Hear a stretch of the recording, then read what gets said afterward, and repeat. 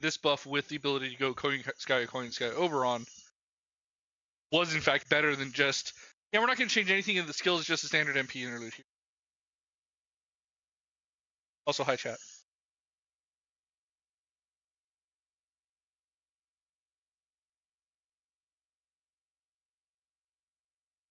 I don't have to go on. Friends are still busy.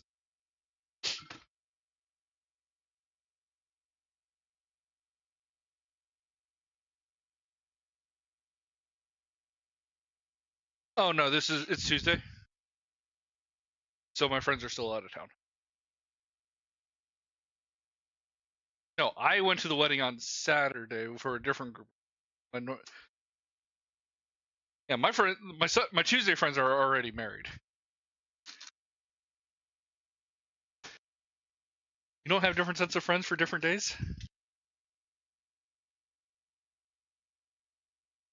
What about those friends you go see on Sundays for lunch every week? Yeah.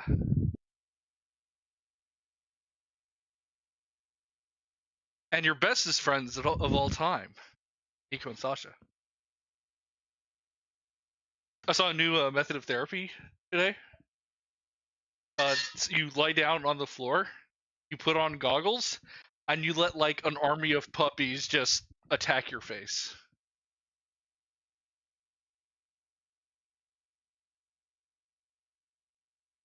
I think he was. But they were puppies rather than full-blown dogs, so maybe. That's a good question. They looked reasonable size. They had color patterns kind of like Australian Shepherds or Huskies, but like there was some like white and gray, and then there was like the white and rust flit one. But they were young enough, right? Like, but they were probably like good bread loaf sized dogs, but they were still very obviously puppies, like floofy hair, but big enough that they would hurt if they stood on your nuts. Yeah. Oh, they're puppies. They don't know better.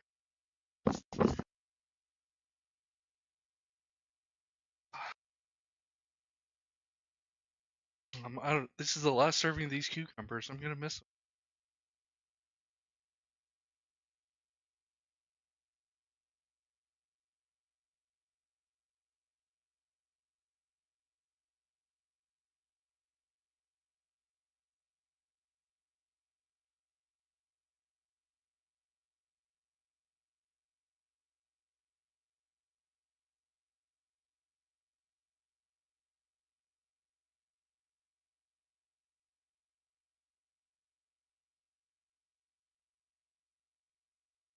It was Sunday. Friday.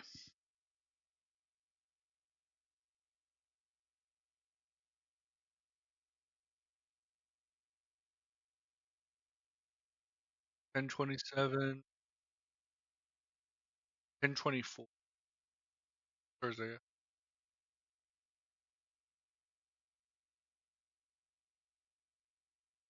Busy doing that World of Warcraft grind.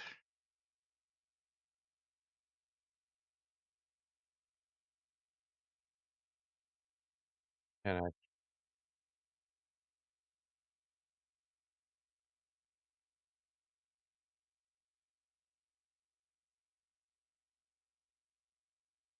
you can buy a different set on class set on the current one. It works. I bought the Death Knight armor semi priest.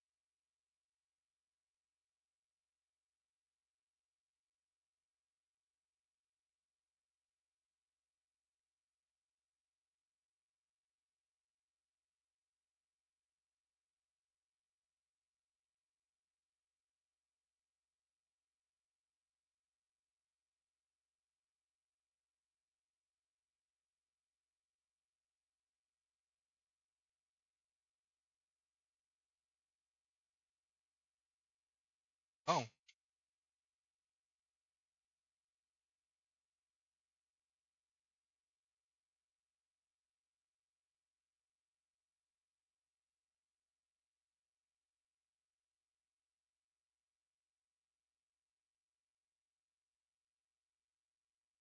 Fun. Have fun.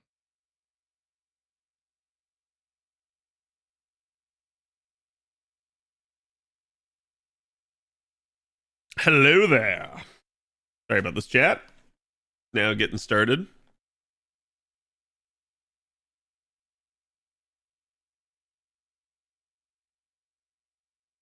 Get rid of this shitty dating app on my phone. Okay. How's everybody doing? It has been a couple days since I've streamed. We did stream Sunday for D&D, but I did not stream Friday, and I did not stream it yesterday. So that is my apologies for that.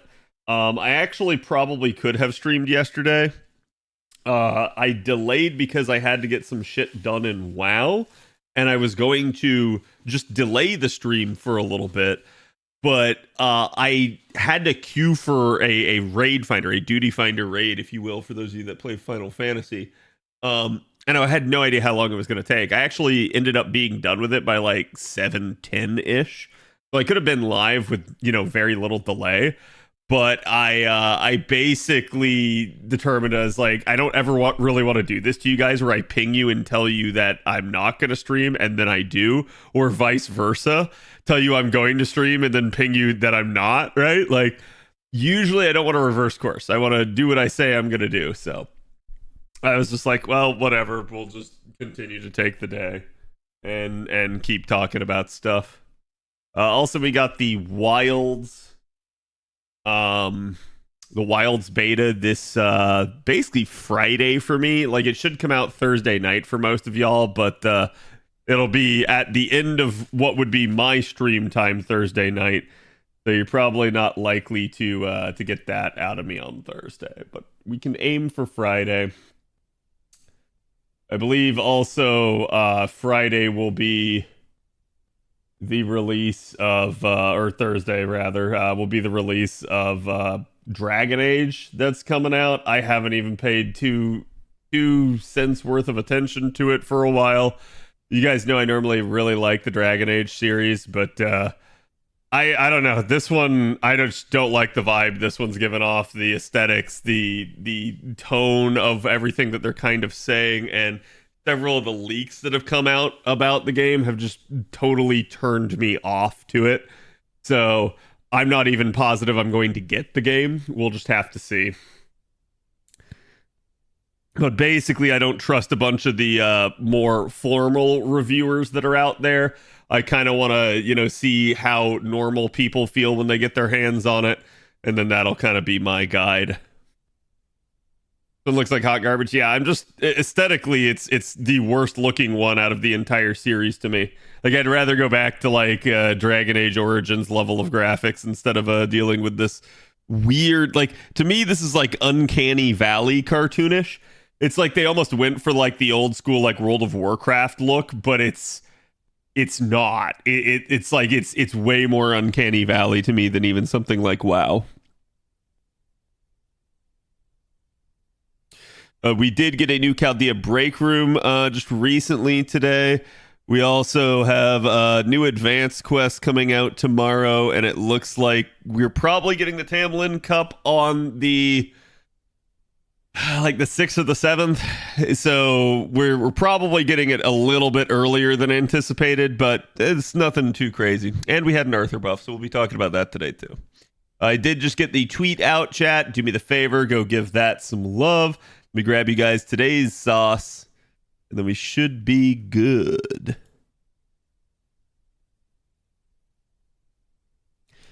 Were people surprised the Veilguard was going to suck? No, I think they're trying to like prop up Veilguard as best they can. I've been pretty much since we saw the initial preview of it, I immediately had my doubts. And I'll be honest, I had my doubts from the very second they changed the name from Dreadwolf to Veilguard. it struck me as an extremely bad strategic move, and I was like, oh, there's got to be a lot of problems behind the scenes, because I think what they did is they tried to expand the scope of the game, but we'll see. Okay, let's get ready to rumble here. I'm good on my end. And yes, it is basically. Oh, I didn't actually put the new art up. Here we go. Give me 1 second on that, chat. Yeah, I guess it is Halloween time now. I actually need to go to the grocery store tomorrow and pick up some candy, because I haven't done like any of that. There is today's artwork. Thankfully, I don't have to resize that, it looks like. And here is the art for you guys. Make sure you guys go give the artists some love. But again, I hope everyone's doing good. Sorry, it's been a while basically since I've streamed FGO for you guys. But again, we should be fine in that regard. Let me take one quick crack at the 90++ here on JP. That should give me a little bit of time. And we are set up to do both CQs on both servers right now. NA only has like 2 days left, so if you're like me and you've been putting it off, make sure you guys actually sit down and do it. But yeah, it's going to be a thing. You want it to be the first or the second? It's not going to be.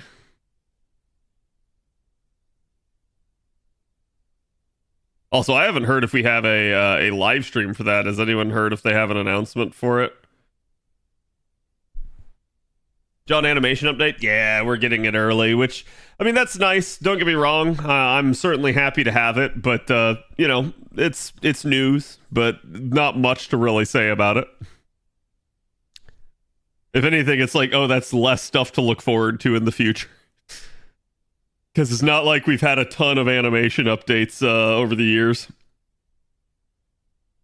Next week it should be, yeah, that's what I'm assuming, but we shall see.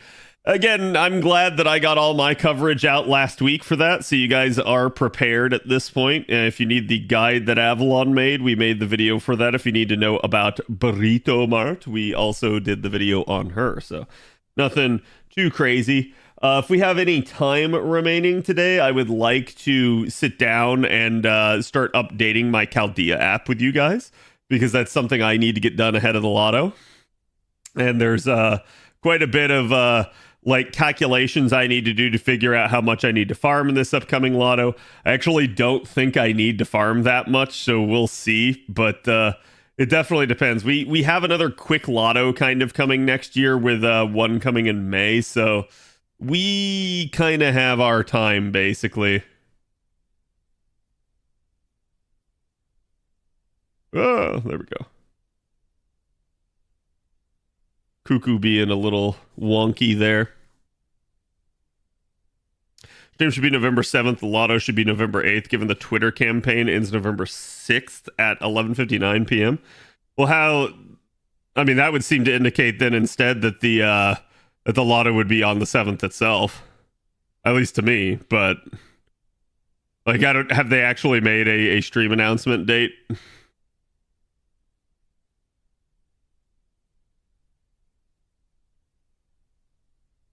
Not like it would be before that. Oh yeah, no, it won't be before the 6th.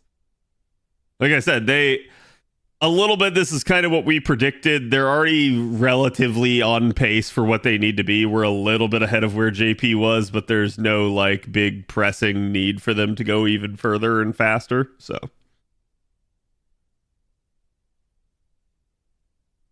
they mentioned the Twitter campaign on stream, and that could only happen on the 7th. They mentioned the Twitter campaign on stream, and that can only happen on... Wait, huh? I'm confused as to what that sentence even means, Avalon. Let me run in here, do my flotchies.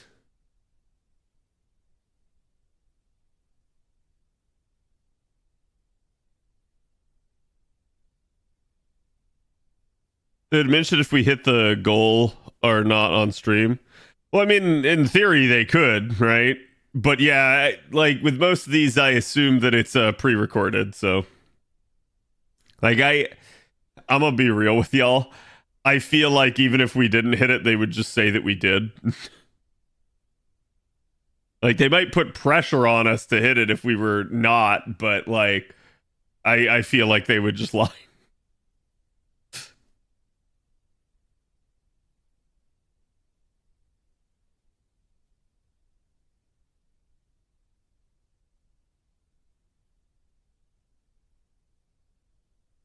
And same thing with the Twitter campaign and the event release. That's fine. Yeah, it's just normally I feel like the campaign abuts up to the event and there's not that like day in between. But it's, look, to me, it's no skin off my back. If it's a day earlier or a day later, I don't really care. We already know it's coming. You guys need to have planned accordingly. That is why we got all the info and stuff out for you, so that you actually do have everything that you need at your fingertips. So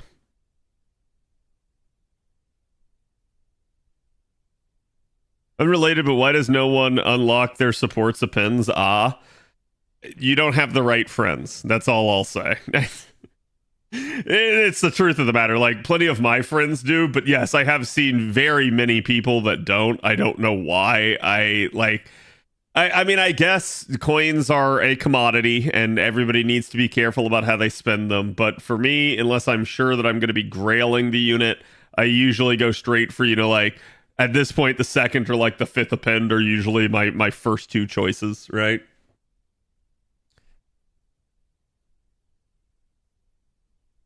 I'm reading the latest Chaldea Break Room Onasu. Oh, does it have something interesting? You can read it. Shouldn't take too long. Sooner the Lotto comes out, the better. Later on in November, we always get really busy at work. For me, I'm already out of my busy season, so it's nice. I mean, granted, it is, but it isn't. Like, work at the office is just super busy right now in general, but it is what it is for me.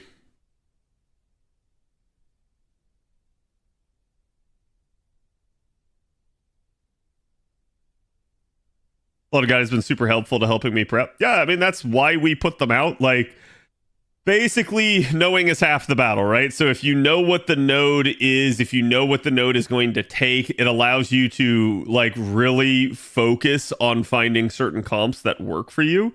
And then you can, like, work on their skills, work on getting the units up and online and stuff like that. So it's one of the reasons why I usually like to get them out earlier than this, frankly. But this year was just kind of crap for me with schedule and hurricane and all that crap. So it's just, like I said, the past, like, at least the past, like, month and a half for me have just been, like, some of my worst in terms of streaming. You guys know I've been very, like, I'm normally the model of consistency. 5 days a week at minimum, boom, just hammering it out. But, like, yeah, it's just been kind of rough on me, which, like I said, the reason that I skipped Monday's stream probably will never happen again. So in that regard, like, if I ever end up in that situation, I will just delay stream and I will not, like, cancel stream if that's the case. So now that I know that, like, how that works and stuff, I should be fine. So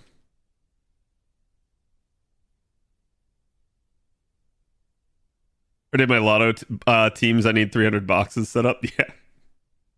Actually, let me double check something here. Okay, yeah, you did give me that.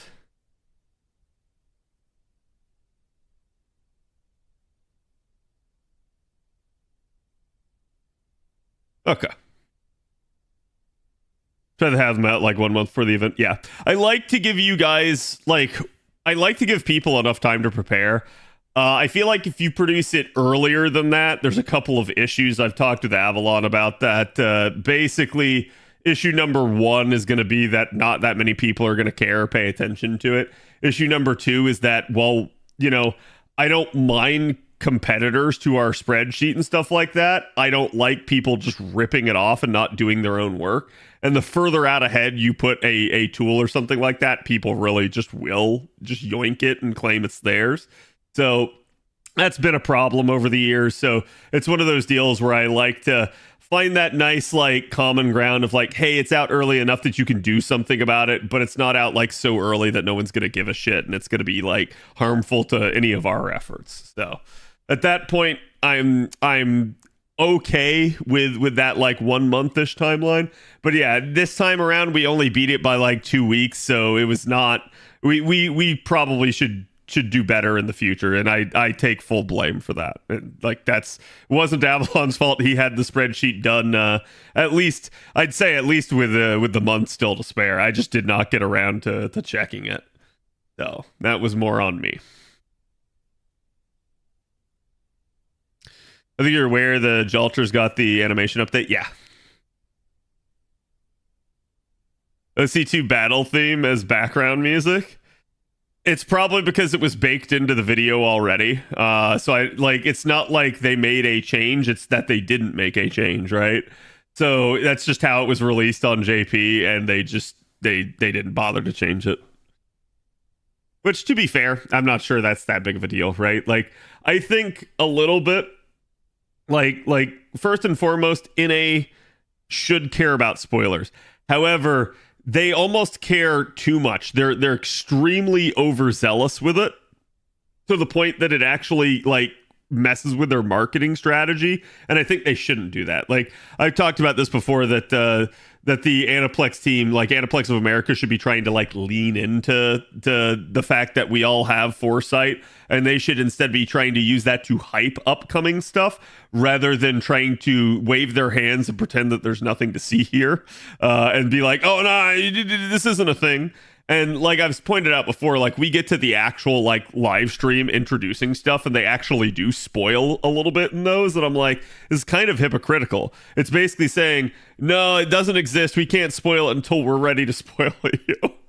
So I get it. I understand they're just trying to like keep spoilers to a minimum, and I think that's okay. Just that like, yeah, I feel like their strategy should be different, and they should just acknowledge that JP is out there, it exists, and just please ask everybody to be mindful of spoilers. And I think that would be a better strategy overall, rather than trying to wave their hands and pretend it doesn't exist. Like, I feel like if you went to ask them, the official stance would practically be that, like, yes, there is a Japanese server, but no, nothing is happening on it, and you don't need to know anything that's happening on it. And it's like, that's kind of just asinine to me, right? Like, I get not wanting to spoil story. I get not wanting to spoil true names and things that are actually important, right? But like, come on, we all know the units that are coming up. You should try to hype that and get people to play the game and get people to roll. I think doing that would allow them to have a much more better marketing strategy, especially among the Western audience, and that would speak volumes basically for them. So I think it's one of the problems that they have overall right now. Let's see. Why don't I? So we're already sitting on 42 points of AP. That means 3 more, so about 15 minutes. So we'll go ahead and we'll do one more 90 plus run here on JP. That will prime me for getting back to the 5 AP necessary to do the CQ. It's bold words because I'm taking a gamble and assuming that I'm not going to have to like rerun the CQ, but we'll go for it. We'll aim for it. They better strike themselves for throwing JP content, Lamau. So it's funny you say that because I actually have before. That like literally they have unintentionally struck themselves where like I think it was Sony struck an Aniplex video and vice versa, and it's like that's just how you know like this sort of thing is just stupid, is because like they sit there and they accidentally do that to themselves. It just tells you that the left hand doesn't know what the right hand is doing, and copyright law is just a kind of mess. Been a rough while since it's been understandable. Yeah.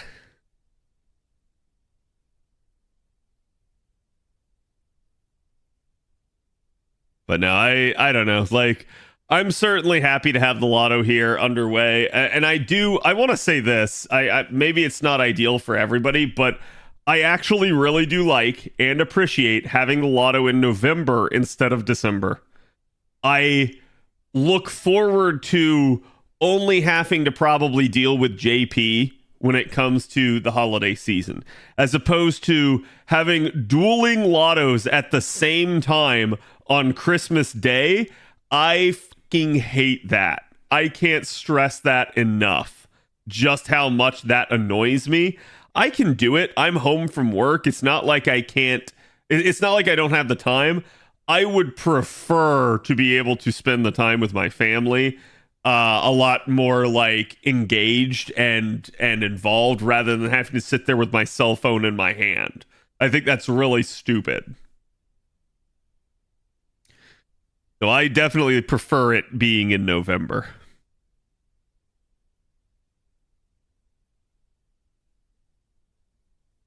I'd appreciate the Lotto actually happening on JP. Yeah, that's. I don't know what their issue has been, and as far as I know, like from talking with Trump and stuff, I don't think they've ever actually mentioned like the absence of the Lotto, right? And I kind of get why. To mention it would be to doom themselves. They would literally just like it'd be like kicking the hornet's nest, right? Like if you bring up the fact that you haven't run a Lotto earlier in the year, they're going to get criticized for not having run a Lotto. So they're just avoiding the subject altogether.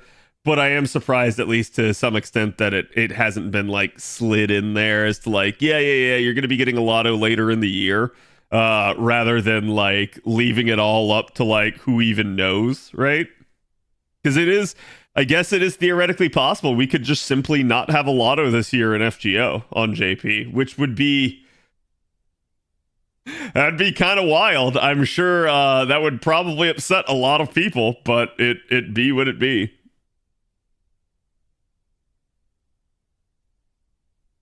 Open Morganfest, they give us 100 golden apples? That's unlikely. 121 days left. Ah, perfect. just long enough. Actually, that should be long enough for even part 2. So is that the extended window? Because I feel like they originally offered them and then they did a like window extension for the blue cube. So it looks like we just already got the window extension for the full duration, which is interesting. Ooh. I actually don't need to run this right now on an A.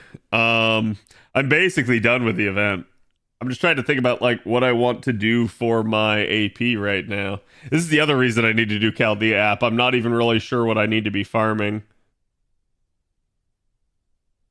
Yeah, like I could do more to get the statues, but I've got such a lead. This is probably just a non-issue. Like you guys can see, I've got like 1,300 too much of the bronze mat.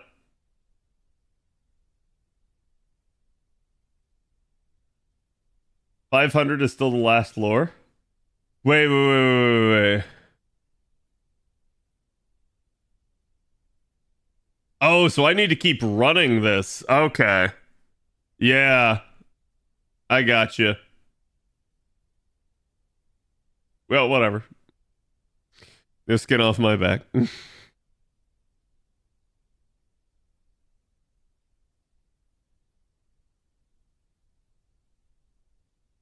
Better to empty those in the shop and buy those pieces for future class score. You guys got to understand, I'm literally, with how many statues I have, I'm already done with the class score portion. Like, class score, the issue with class score is going to be more like QP and actual raw materials than anything else for me. It's not going to be the statues. And that's where it's like, to me, I've set it up for where, like, yeah, I should be good not only for class score, but also still into the future. And keep in mind, Chad, it's not like this will be the last event that I roll. It's not like I'll never have an opportunity to gain statues or monuments ever again. So if we're operating under the assumption that I were to never gain another statue or monument, like from today onward, it would still take me like over 2 years to run out with no external influence, right? Like I would simply have to roll that many units and do that many class scores to run out. So it's like, yeah, I think I'm good, and I will still continue to get more over time.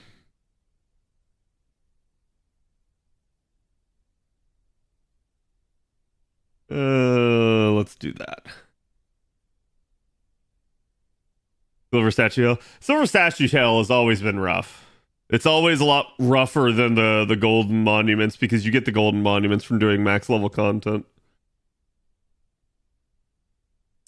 long time where we had training ground at 600 or 66% discount, so you could farm that. I'll probably, just like I was on JP, I'll probably be doing the Ember Gathering, because I've talked with you guys about this before, but for someone like me that's so far ahead on typical grind, right? Like, I am more now at the point where, like,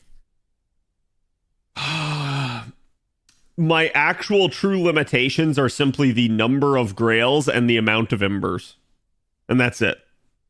And, like, in theory, I could pop apples and finish the ember issue. So it's more simply I'm just hard gated by grails and grail casting, and there's nothing I can do about that. You can't buy more grails. You can't produce more than, you know, like the 2 a month. So it just is what it is. And that's a lot of embers that you need for that, but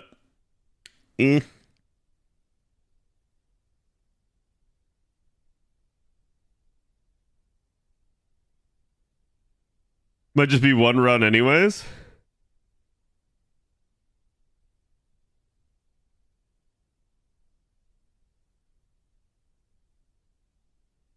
Oh, right. These okay, these things. I have no idea what these are.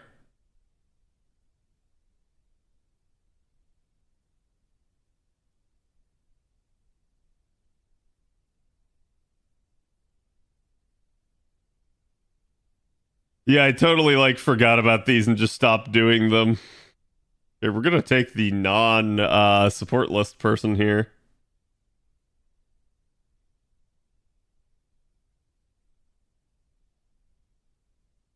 I will change Morgan. Well, this is Berserker. Do Berserker on Berserker violence. Throw in the Ibubi here. Oh yeah, I do have NP5 of her. I forgot. I don't know why, but in my brain I only have NP1 of her.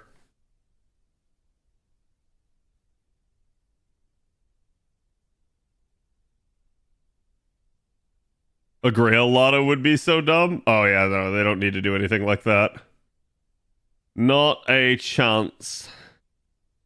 Okay, we're just gonna put everything on her.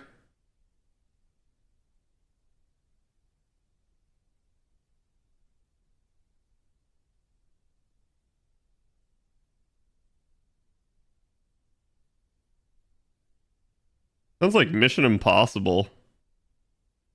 But it's Xenoblade. Interesting. Yeah, okay, so chat, someone explain to me the Xenoblade news. Are we getting a remake? As somebody that has never played Xenoblade?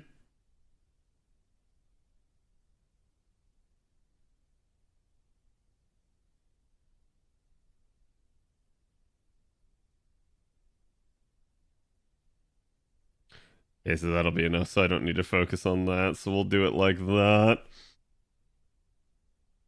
It's a remake. It's a remaster port.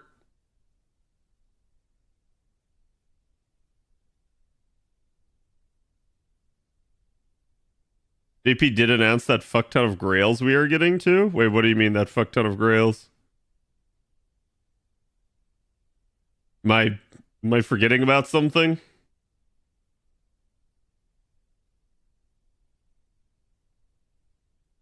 Xenoblade X is GOAT. Oh, good.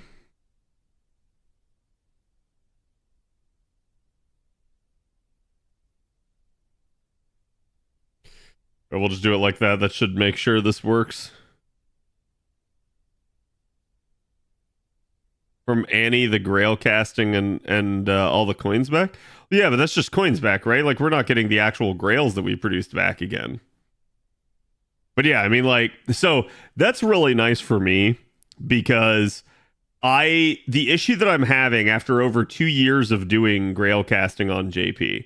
So I've never missed a grail for grail casting on either server yet. So I've been doing it for over 2 years, coming up on 3 years basically for yeah, actually it'll be 3 years this January. So I've done all my grails for grail casting for 3 years. I'm running out of FP, like slowly over time. I simply don't produce enough of it per year to actually be able to offset that. So it's kind of oof. If I remember correctly, it's all mist grails. Yeah, but I think when you say mist, it's only if you had the coins. If you could have had the coins and produced a grail, but you didn't, is my understanding. I don't know how they know that, but that was my understanding of the translation of it at the time. We'll see, right? Like if I get more grails, so be it. But for someone like me, that's in theory that's nothing because I haven't missed a grail, right? So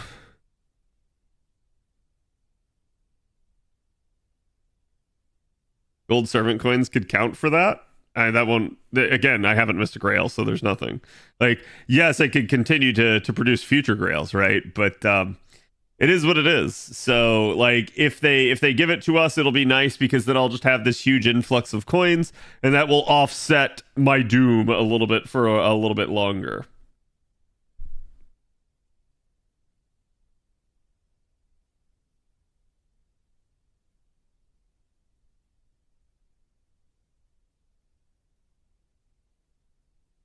Chat. The only one I actually need is the green.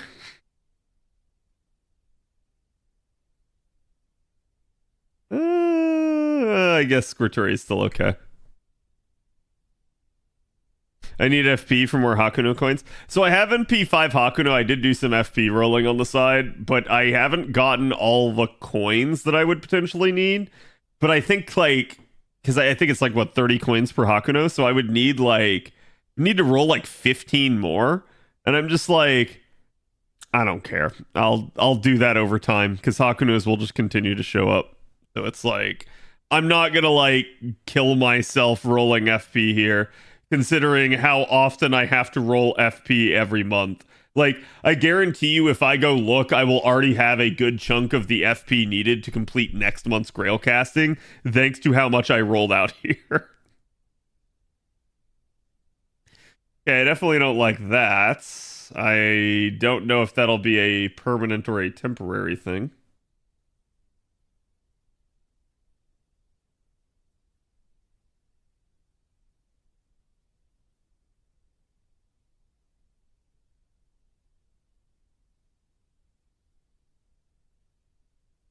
Do that. If this were JP, my Squirtle would be full, but tis not.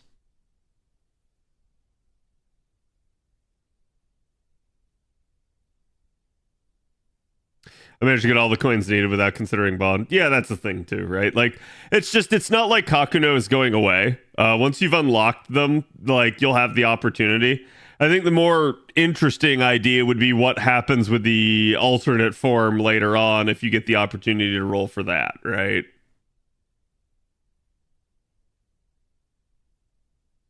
Oh boy. We're gonna do that. That should...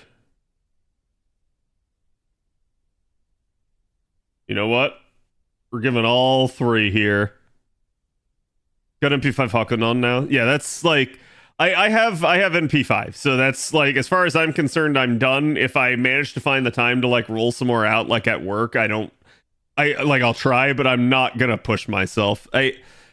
Experience has shown me over time, especially doing all this FP rolling, is that the worst thing in the entirety of FGO is FP rolling. Like, nobody wants to sit there and do it for hours and hours and hours and hours and hours. It just sucks. It's awful. It is the worst aspect of the game by far in terms of quote unquote gameplay, right? So I've learned between doing stuff like grinding for lottos and other things, like, it's best to just take a measured approach, pace yourself. I know there's like extremely lucrative opportunities to go to town on it, and I've just... kind of like how I do like my 500 boxes of the lotto, and I have people being like, oh, I do 1,000, and I'm like, good for you, I don't care. Like, it's never been an EPing thing for me. I just do it because it's what my account needs. Could I do more? Absolutely. Do I need to? No. So I don't. Like it's just that simple for me. Like, yeah, there's numerous times where it'd be really good for me to roll out my FP even more. I choose not to simply because I don't want to burn myself out. I just want to pace myself. So that's exactly the approach I've taken. Because it's, to me, it's already a like soul-sucking endeavor. Like, it's just not a fun thing for me to do in that regard.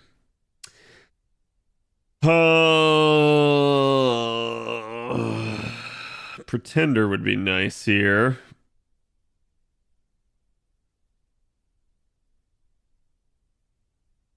How much FP you got on which server? NA? NA, I have like, God, what, like 27 million or some crap. JP, I have like 6 or 7 million, I think, last I checked.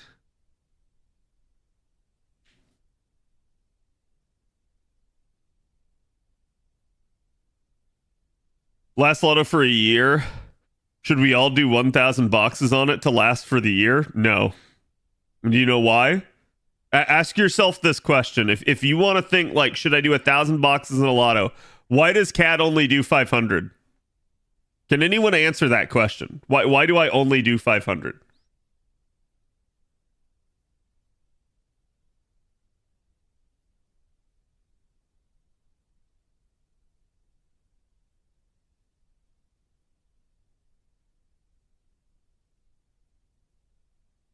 Cat doesn't need more. Yep. Cat doesn't need more. Why? Diminishing returns. There you go. Now you're realizing something. So for my account, I have so many units, right? Like, oh, hold on. What did I just do? I think I just accidentally hotkeyed something in Discord. That's terrifying. So, chat. Let's say I do 500 boxes. And in this time, I'm getting FP. I'm getting mana prisms. I'm getting embers. I'm getting ascension mats. I guess I'm getting skill gems. What else is in a Lotto box? What am I forgetting?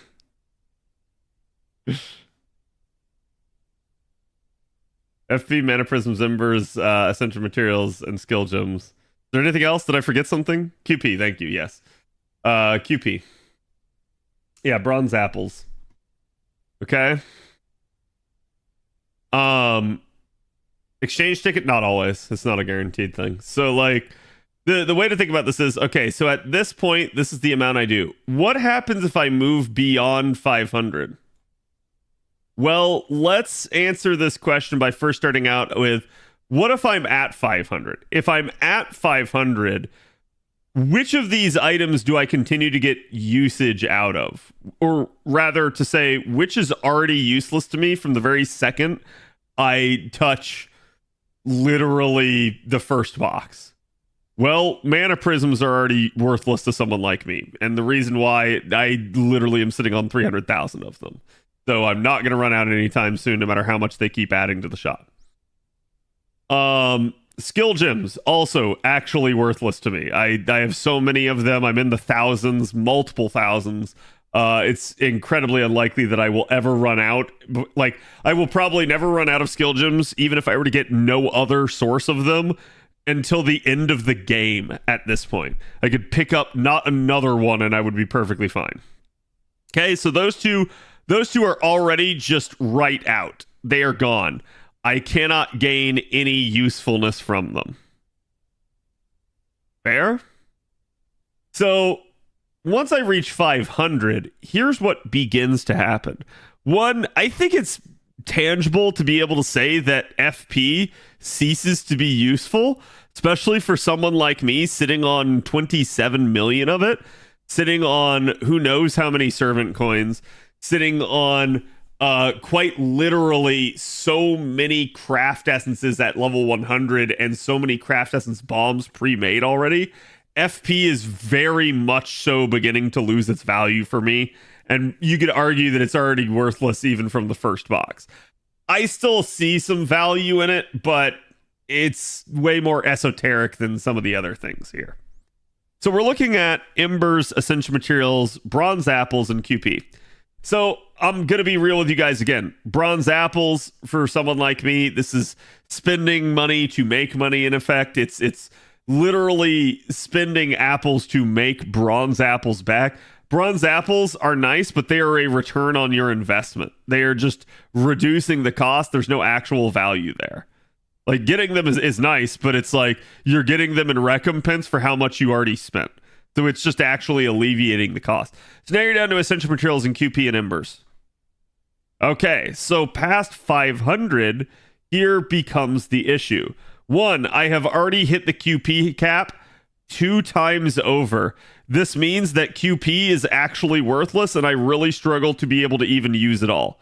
Probably somewhere around the 300 box mark, I usually start ending up with what I would call QP pains, where I have more QP than I know what to do with, and I cannot actually spend it all. That is to say, there's not the actual ability to spend it all. So now we're down to Essential Materials and Embers. So here's your 2 considerations. On Embers, I've hit a point at this point with 500 boxes that I am definitely stuffing my mailbox. And the only question is, how much do I wish to stuff my mailbox with? That is to say, what is the actual size of a stack that I will keep? Will I keep a 5 stack of Embers? Will I keep a 7 stack of Embers? Will I keep a 10 stack of Embers? Beyond 500 boxes, anything under 10 is immediately right out. And I'm going to be honest with you, it's usually somewhere at 500 boxes around 12. Basically, stacks of 12 or more get kept. Stacks of 11 or less get actually just consumed. So the issue that I run into here is, once I start getting beyond 5, what are your odds, chat, of getting greater than a 12 stack? Like 13 and above. Ask yourself that. Do you get them? Yes. How often do you get them? It's not as often as you think. And so the issue there becomes, I am now beginning to either waste or having to find an outlet for the vast majority of the Embers that I'm farming.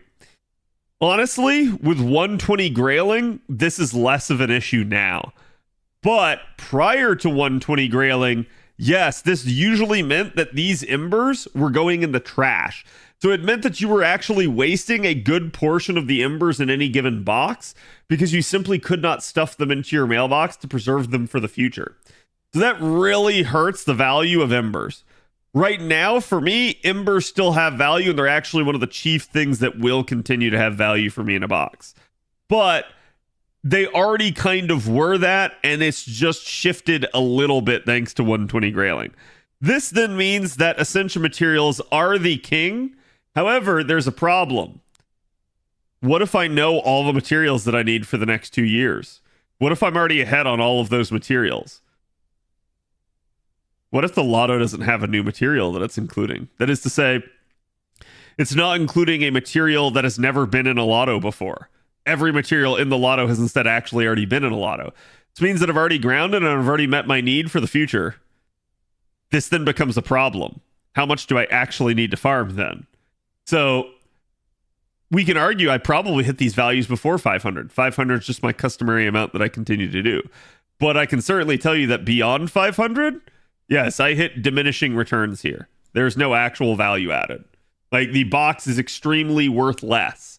And at that point, why are you spending 40 AP? Like, for instance, if I get to the point of, hey, a box is roughly 120 AP per, why spend 120 AP for some 4-star Embers if that's the only value?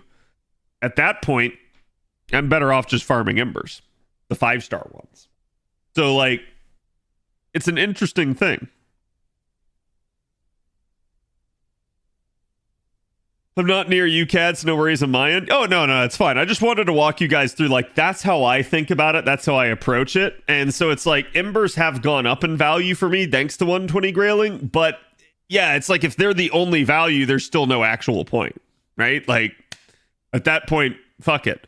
So back to the original question of should you farm 1,000 boxes? No, and the answer for why is because things like your embers and your QP will just go to waste, and that's going to be a big chunk of why you wanted those boxes in the first place. So the only real reason to do it would be if you needed that much in the Ascension mat category. And that can be a valid reason for some people, but usually those are newer people, not more veteran players.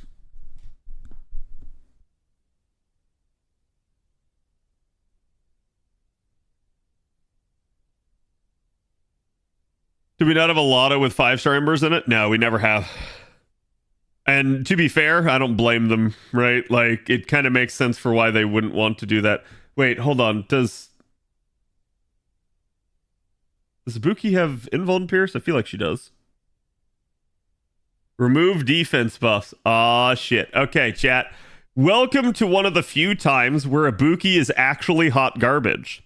So removing defense buffs is great. I love it, but it doesn't work in a scenario like this. This is where one of those scenarios where actually just having Invuln Pierce is greater than removing defense buffs. And the reason why?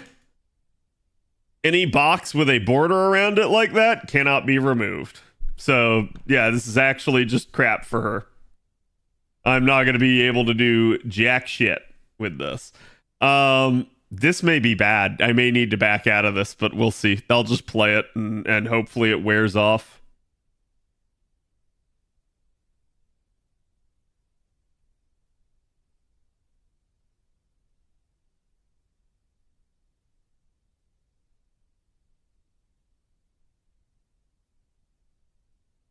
Boogie can 2-turn it.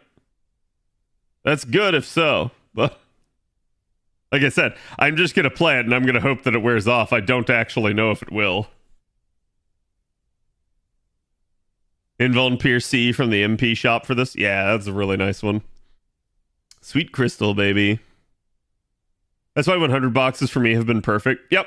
Yeah, I mean, like, at 100 boxes, you won't hit the Ember concerns. Like, I'd say you really don't run into the stuffing the mailbox issue until, like, somewhere north of 300. That's really where it begins to be like, okay, now I have to actually strategize how to do this. Under 300 boxes, you won't run into that. Because you're either just going to have the use for the Embers because you're not doing that many boxes in a Lotto, or you're just going to be able to easily store it all away in, like squirrel it all away in your second archive or in your mailbox. So.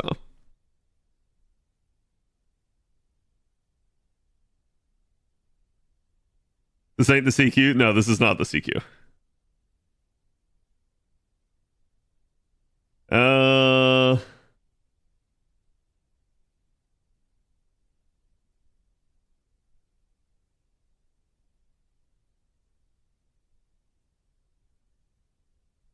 Okay, yeah, so I actually did need to kill that. That's half my issue. Well, hopefully they don't kill her.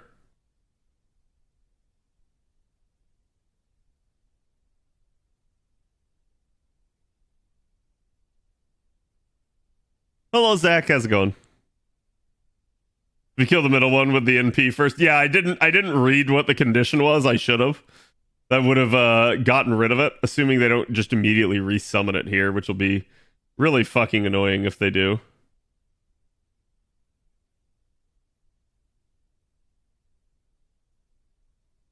Okay, they did not immediately resummon.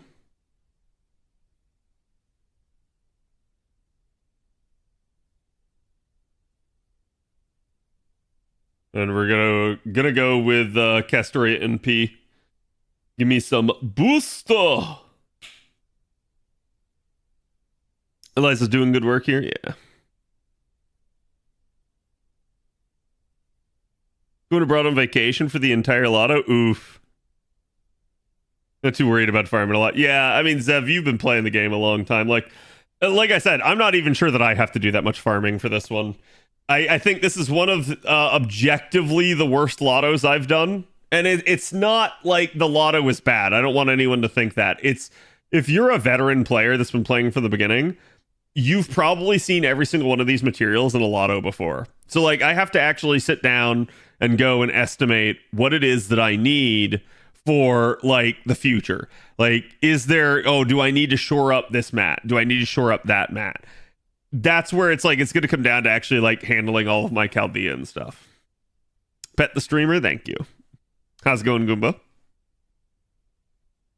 not going hard this Lotto, I just don't need this mats. Yeah, it's kind of the same issue for me. But to be fair, this has just been the issue for me for a while. I still normally do my 500 because it's kind of expected of me as Mr. Streamer Man, but we'll see, right? Like, we'll see if I actually sit down and do it this time. If I do, I do. If I don't, I don't. And it's no skin off me if like it's not required for me to do it this time around. I think like in that regard, I've kind of calmed down about FGO streaming and stuff like that. I feel like other content creators have a tendency to like make me feel that pressure and feel like I need to toe the line a little bit. But yeah, I don't think it's that big of an issue at this point. Like I'm just gonna do what I'm gonna do, and like I feel like that sort of stuff has calmed down for a while now in the FGO category. Give the viewers what they want, Cad. Well, and I've said this before too. So like I've often mentioned this to you guys, especially as FGO people, but it's like, would you rather during a Lotto watch me stream a Lotto farming mindlessly the same node that you're farming? Like there is that sense of like camaraderie there, right?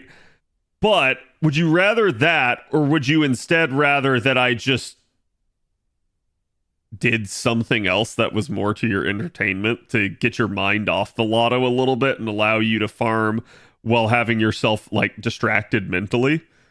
Like I feel like if it were me, that's what I would want, because you know, like for instance, when I'm not on stream and I'm grinding Lotto, I'm probably like watching TV or something like that. Like it's literally how I cope with it, is I find ways to mentally distract myself. Okay, let's do a Brave Chain. Hopefully that should be enough to pop Treasure Keeper there. Ooh, Kimba, thank you for the tier 1. Appreciate it. And Miss Goomba, make sure to thank Kimba. I'd rather see Summer Cat on screen. You know, I probably got to like sit down at some point and talk to people about like, you know, additional outfits and stuff for VTuber Avatar. Granted, you know, I can definitely do something like the summer one, right? Although I'm not sure if it's Twitch TOS or not.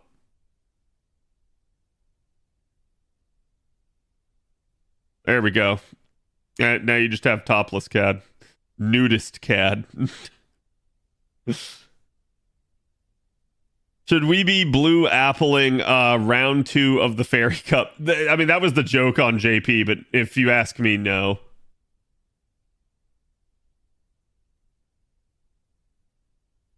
Hold on.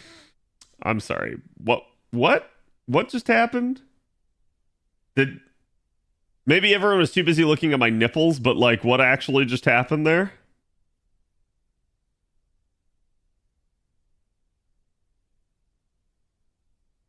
Do we get Santa Hat Cad? That's easy to do.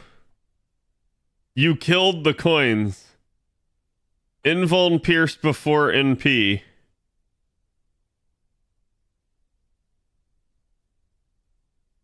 Was it just Invuln pierce, or was it defensive buff removal?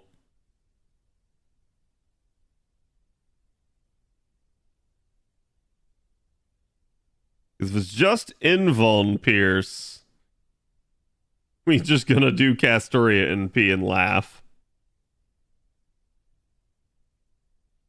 During Lotto, I'm listening and not watching stream. Do whatever you like, because it's all just chatting to me. Right, and that's kind of what I'm getting at. Like, I know some people definitely like to watch the FGO, but to me, I feel like it's more entertaining if I provide you guys with something that's not FGO. Because, like, you're going to sit there staring at your screen the whole fucking time, watching the freaking the farming go by. So to me, it's probably better to give you guys something else to do, something else to watch that's, you know, will take your mind off of it. That's how I've always chosen to think about it, at least of late. Charlie Note is just horrible. It is. I mean, and so this is interesting. If you guys go look at Avalon's spreadsheet, round 3 is not that easy either. Like, they both are problematic rounds.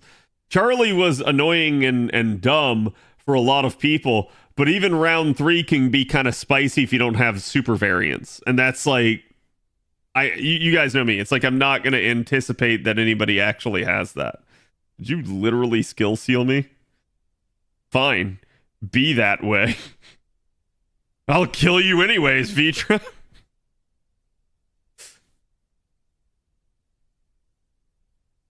JP people were pissed at round 2. Yeah, I mean, round 2 is just a dick move. They did it purely because they wanted to, like, sell that banner. Snet Goddess versus Snet Goddess. Yes, that's one way to think about it. Wait, there's still another... Okay.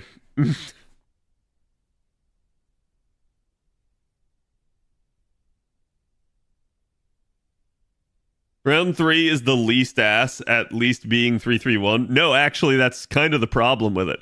Because you have to go from a decently robust AoE unit to somebody that can kill Kentucky. And, like, I'm not going to say you couldn't get that done with an AoE unit, but it's going to require high NP levels. That is the problem that you run into.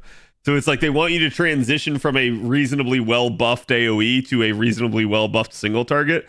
And that is usually very difficult to do in a comp.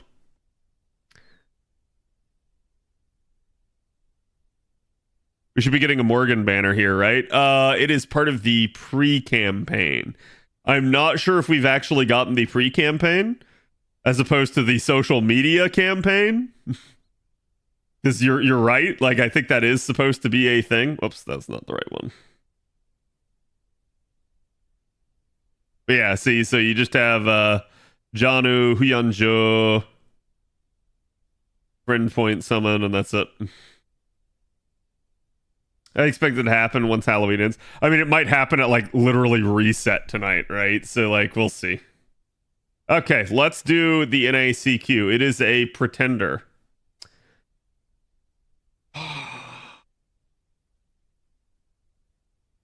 It's a pretender and an assassin. That's a spicy combo.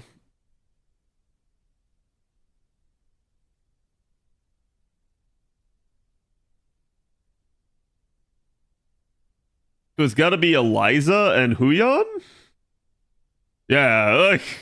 I was like, sitting here, it's like, it's just, that's who it has to be. So, just thinking of somebody that works well against that. Because that's like screaming for a berserker at that point.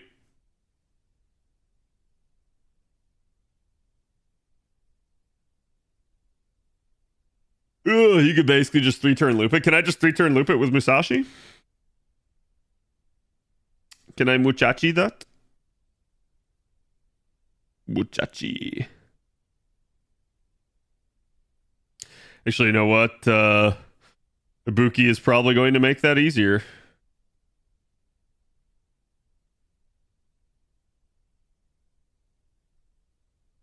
Thought Toggle do it? Well, I guess if Toggle can do it, anyone can. That just made it sound really bad. Okay, let's... Where's my damage? See. Oh, right, I don't have a proper damage C in this event.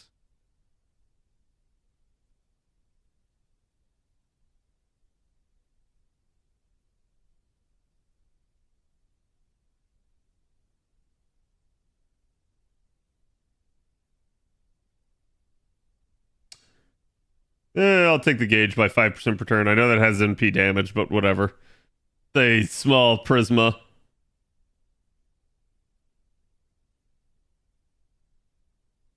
Bring Invul and Pierce, by the way, if you don't run Musashi. It's an unremovable buff. God freaking damn it. Funny, because this is the main thing that I, like, always harp on Ibuki for, and I've run afoul of it twice now. Yeah, I'll just switch to Musashi. It just makes it easier.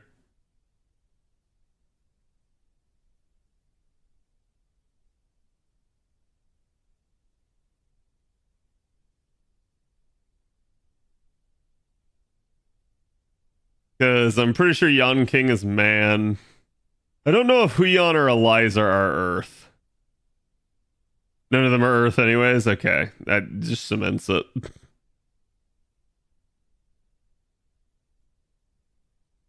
That just cements it.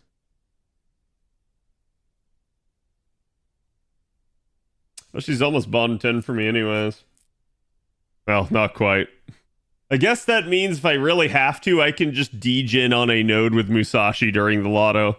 She still has plenty of bond to spare for me.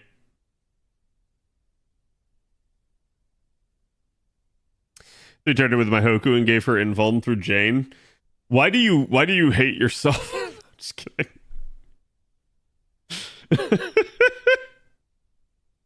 I'm still upset they refused to give Bond 20. I mean, look, at this point, chat, it's very obvious why they refuse to. And like I said, people can deny this all they want. People can say, "Oh, they didn't plan for all the problems that happened with the anniversary on JP. None of that was like planned and they had to scramble to come up with the fix." Nah, chat, this was the fix that they had planned all along. Maybe they didn't scramble to get it out, but this was the fix they had planned. And it's obvious because the fix is reliant on bond. And we know for a fact from their prior year comments that they did not want to give us a bond level increase. That's why. They knew they were going to tether the coins to it yet again. And they knew giving us bond 20 was going to make things spicier in that regard. So they just sat there and they said, nope. It is what it is. Deal with it. And I think they knew.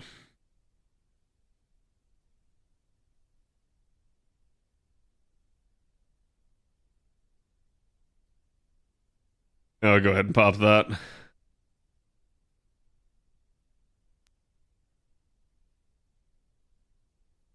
It's dumb? Oh, I agree it's dumb, but that's why. It's because they have so much writing on the bond cap. They know it serves them in multiple ways. It, quote unquote, in their mind, it forces players to, hold on. I don't like that. Why did that not, I guess I can pop a skill. I guess I can make sure that clears. Looks like I need to target the leftmost enemy anyways. But yeah, in their eyes, it makes players want to roll more units. I don't agree that it does. And I've said this before because it's like, I do think there's some people out there that think, oh, I've bonded out this character. I need to get this new character so that I have somebody else to bond. But logic would dictate that that is just not a good return on investment, right? Like, you can do that. However, it is not going to pay off for you in the end.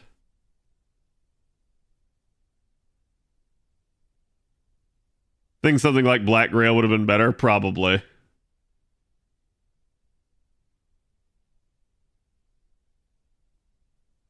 Oh, come on, dude.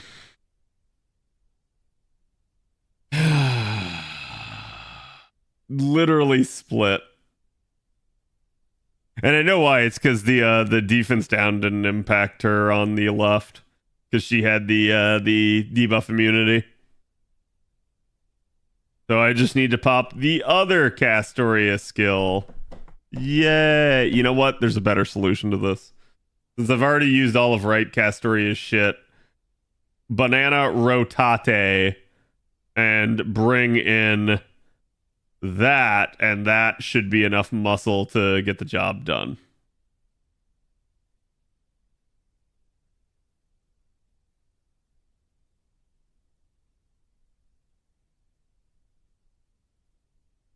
Okay.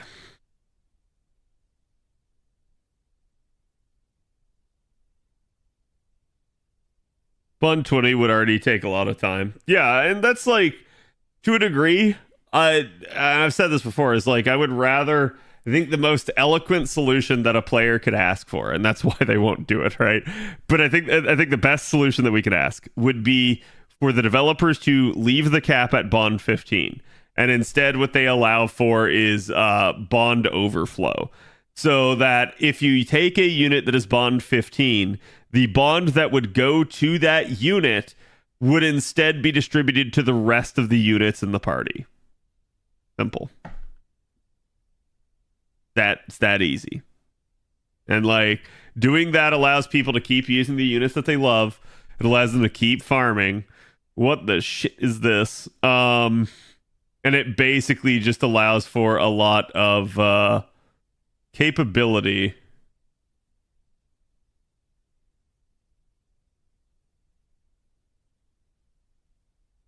Debating if I want to pop something here, but I think just doing the Castorian P should protect me potentially.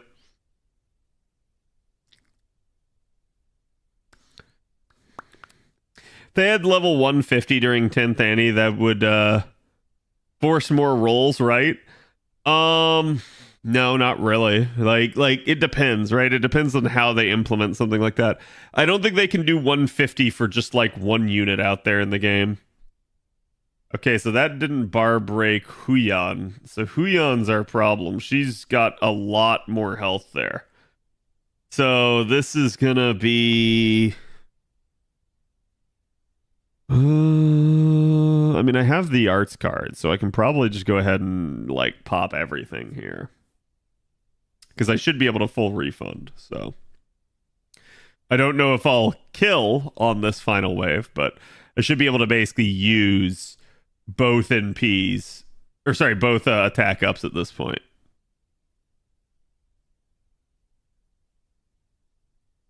This will also get me to 300% on Castoria. Oh, I should have targeted Huyon. I should have targeted Huyon. This is going to be another scuff, and I know it. She's going to live with just, like, barely fucking anything.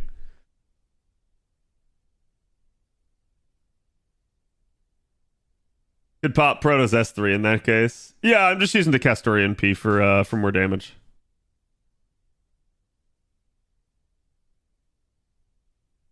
Wow. Okay, what the fuck is going on? Why is that, like, so freaking beefy in the face of me just adding, like, 40% more attack up right there? Not even. Is even more than that because, well... No, yeah, it would have just been the 40% because the overcharge with Castoria does not impact her offensive capability. It's just her defensive. See. 99% of bond Cs need work. Yeah, I agree with that. I don't think that's an issue, right?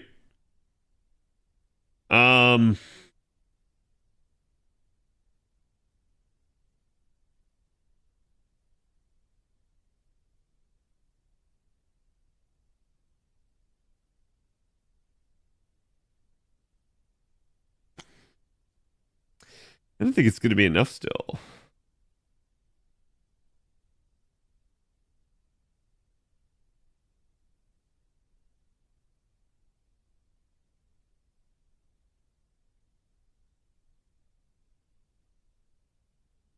But at this point, maybe I just resign myself to not 3-turning. It's not like this is going to fail and die.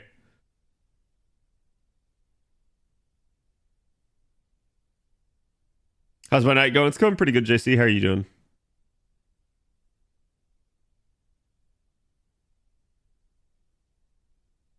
Their stats are trash. Yeah, I think that is an issue with it. Okay, we actually managed. Holy crap. Just barely. It took the card to do it. Now, the problem is I don't think I clear this. Remove defensive buff. Oh, fuck you. Wow.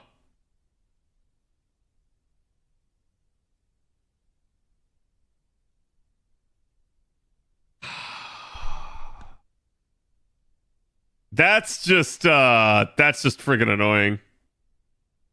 Yeah, Protoss buff wouldn't have worked there. Ugh.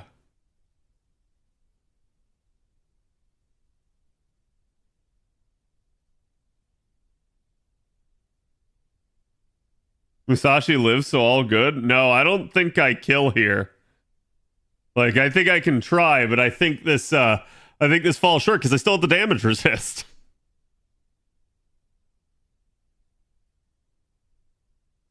Musashi triple arts will clear. That's what I'm hoping. I'm hoping I at least kill her if Eliza lives.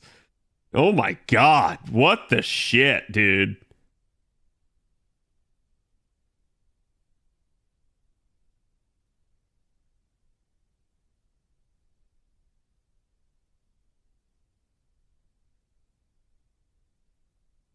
I should have gone with Black Grail. And now well, let's see if the guts glitched. Nope. This is going to be a triple seal. And I don't care. I just don't care. Okay. Maybe we can beat this to death.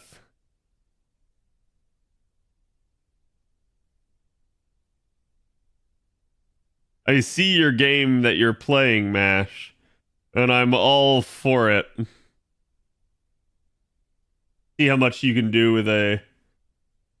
Oh my god, that is just hard crap. That damage resist is nutty. I'm sure there's a gimmick here, and I'm not supposed to be just brute forcing this, but I don't want to think.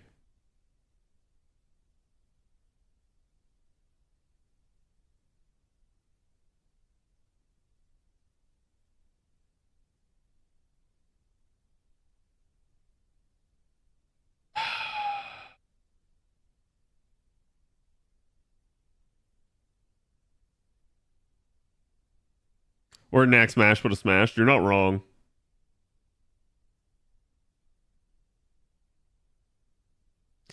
Nothing I do will kill Huyan. I probably should have tried to kill Eliza, but...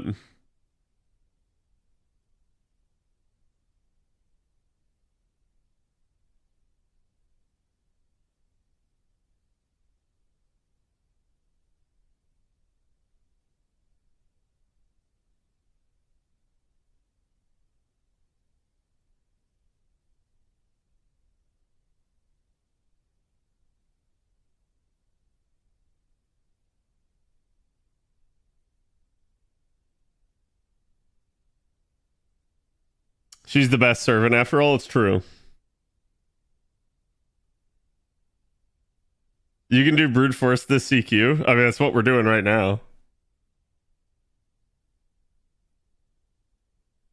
Hilariously, I'm still probably going to win this.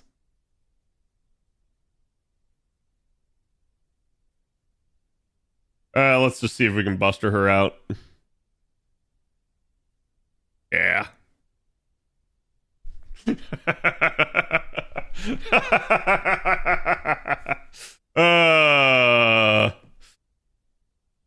That should not have been that close. Easy 3-turn, Chad. Easy. Yeah. Take Black Grail. Don't do what I did.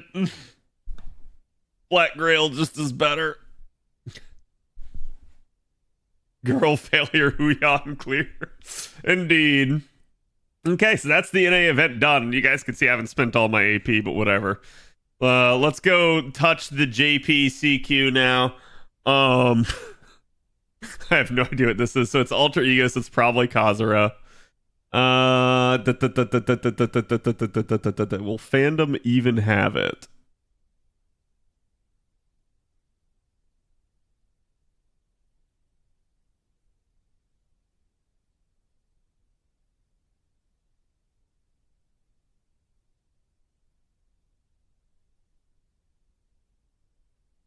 No, that's the summoning campaign. God damn it. Fairy Sugoroku. There we go. The answer is no. We have not included the CQ yet. Okay, so I have to say this now. I know fandom, and again, I've done this many times over the years at this point, but I know fandom is mostly done by volunteers. But fandom does kind of lock down who can volunteer for them. So at the end of the day, I have to give them crap for this. There is like 8 days left in the JP event. It's a 3-week event. So you're basically at the end of the second week, and we still don't have the CQ even posted. Not even like in Japanese and it's just untranslated. No, like we don't even have it posted. That's just pathetic for what should be the leading wiki for the game. So, I'm sorry. I have to call that out as I see it. So, Khadroth, Melt, and Lip. Okay, so it's all the alter egos. Any special mechanics I need to know about? There's a bunch that just lock it down so you can't edit it. Tried to edit some event banners to link to NA posts before, but can't. Yeah, and it's stupid. Like, even if you want to help, you have to get permission and you have to go through an entire approval process. And to me, they shouldn't be turning people away. They should be, trying to encourage it and asking for help. At this point, I just use Chaldea app. Yeah, and I don't blame people for it, right? Like, Chaldea app is such a good resource compared to things that are left out of date. Focus on Lip to ignore the CQ gimmick. Just AoE nuke them. Is it loopable or should I be bustering this chat?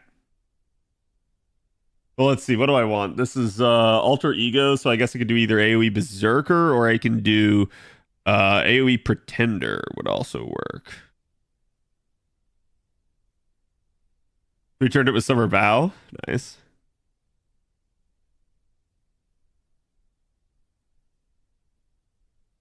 Lewd, none can beat it. I don't have Lewd, none. Well, at least I have the summer form. I don't have the alter ego form.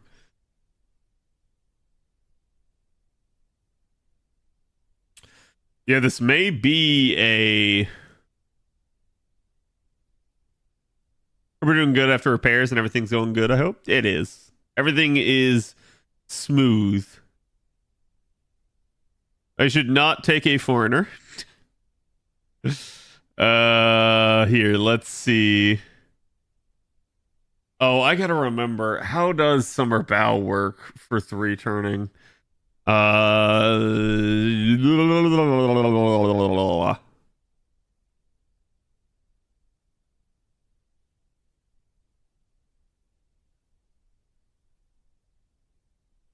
Kate Koo Sir Priestess.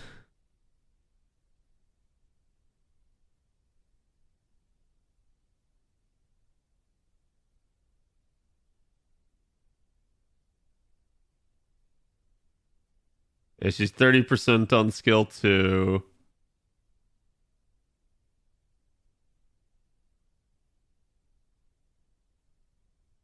Well, she should work with this. No foreigner versus alter ego, damn. I mean, how much do you think it would piss people off if I did just do a Kukulkan clear of it? I don't know that I even could, but it's like, I know people mauled whenever Kukulkan, like, overcomes bullshit, so...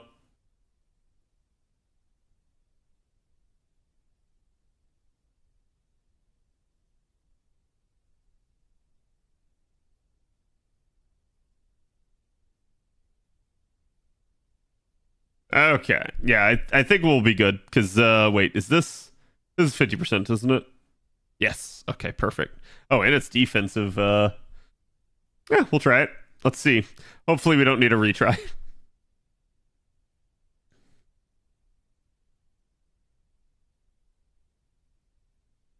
I just go with the efficient clear. Same.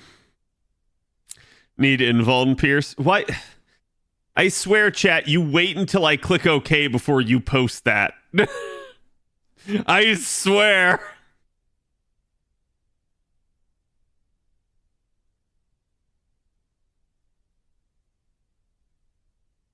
We do a bit of trolling. I even asked, was there any mechanic I needed to know about? Nah, ignore it, Cad. Oh, by the way, you need invuln pierce. I said it earlier too. Yeah, I probably missed it, but let's check the damage either way.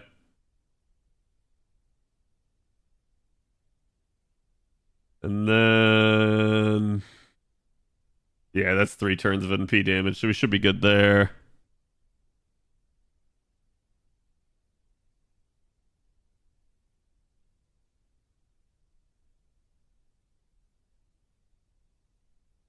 You guys said focus lip.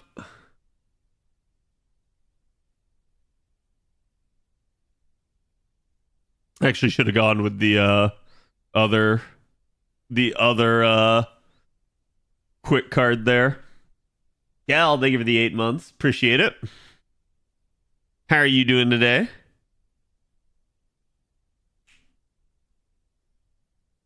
Blame age. That's always the correct approach.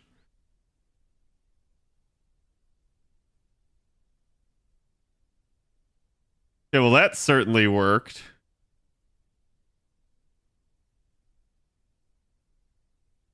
Not sure about bar clearing the rest of them, though.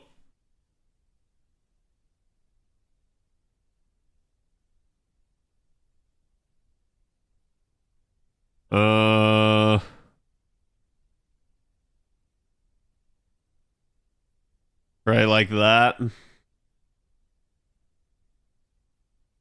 Melt buff strips on attack. That sounds awful.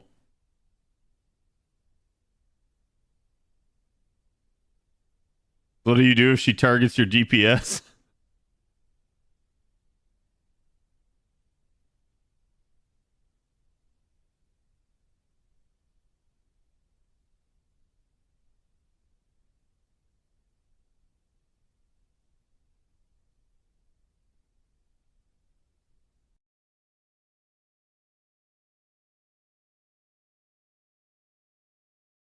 Wow. Dude, I freaking hate that driver failure. Okay, so I can still move, but you guys can't see what bullshit just happened.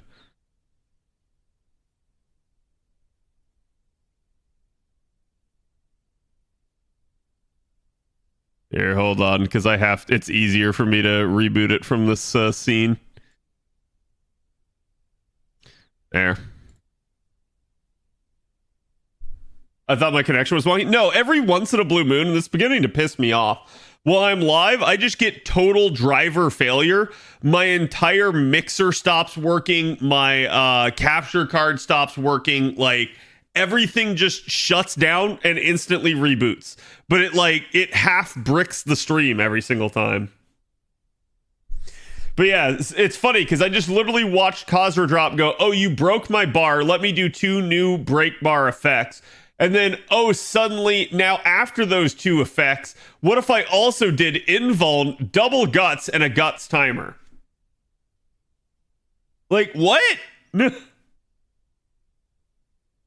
gonna be real with y'all anyways. I'm not sure I could kill here, even in spite of that.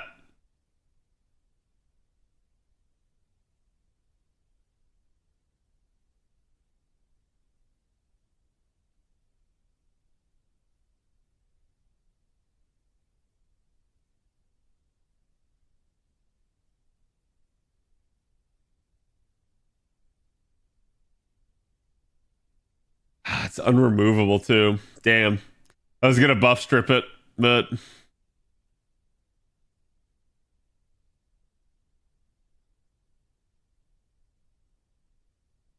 like I can kill everybody else here, but I can't kill her.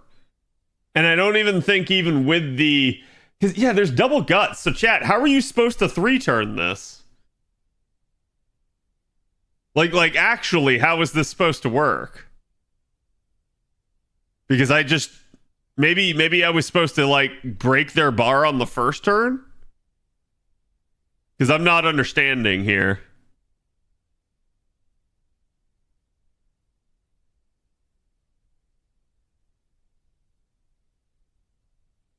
Guts are conditional if I remember correctly.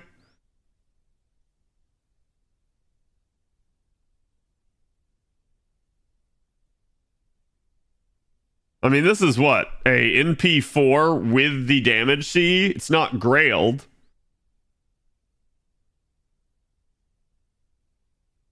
They go away if you kill Melt and Lip. Yeah, but the invuln won't.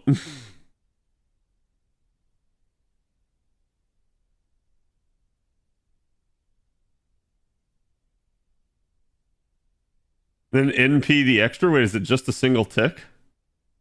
No, it's a turn, so I can't card. That's not a one times.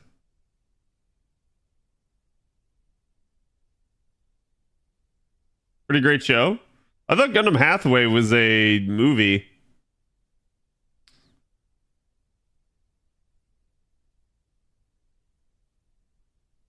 NP then extra attack. Kills the last guts. No, chat, you guys aren't understanding though. Like I can't do anything about it because of the invuln. Or maybe we're just talking past each other, I'm not sure.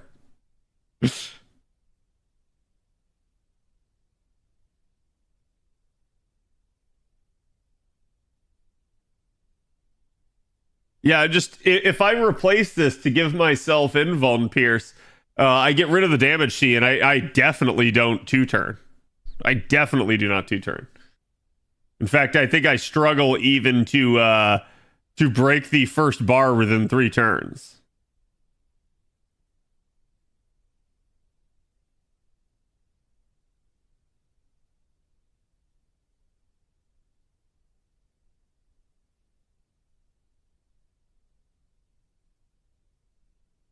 I think I just brick her and I play for a command seal revive at this point. Because I'm not sure I actually have a good I'm not sure I actually have a good AoE pretender to do this, because the only other option I have is Eliza. My Oberon's just in P1 on JP. I could probably do a Berserker, but I don't have a Berserker that has latent invuln pierce. At least not that's Buster. I would have to use arts for that. Also, hold on. Like, really? Really? See, that's what I'm saying, chat. That is MLB damage CE and Oberon still failing to kill the middle enemy outright.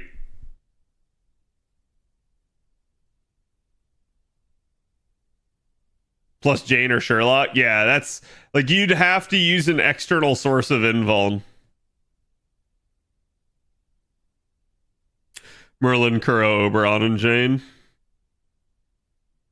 Honestly, I'm surprised that yours was strong enough to kill. What is yours like Grailed? Grailed in P5?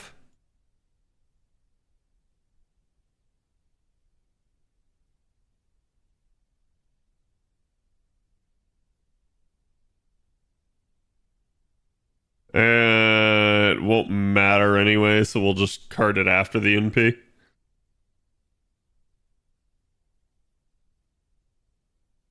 MP5 122k and Fopot. Okay. So and chat, I have to say this because this is numerous times this has happened to me. It's on me. I need to stop relying on chat's input for stuff like that, because it's like I hear someone say, "Oh, I did it with this," and I'm like, "Oh, that sounds like fun. I'll go do it." And then inevitably it's that. It's like, yeah, I have a 120 NP5, and I'm like, that's cool. That's going to get wildly different results than my level 80 NP4. It's just wildly different. Missing critical info, yeah.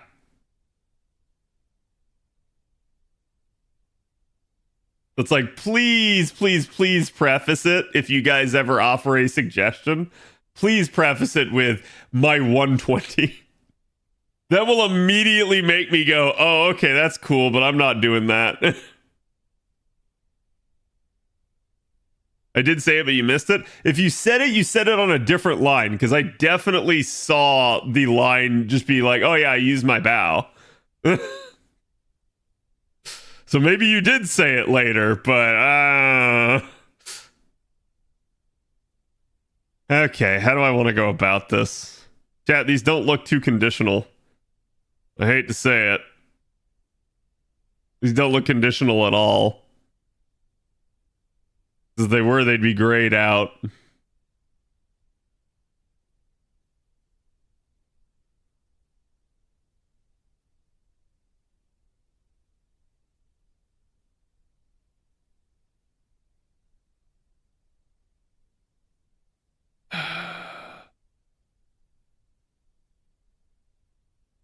There's just not really a decent play here. The play is actually Oberon himself, and he's already at half health.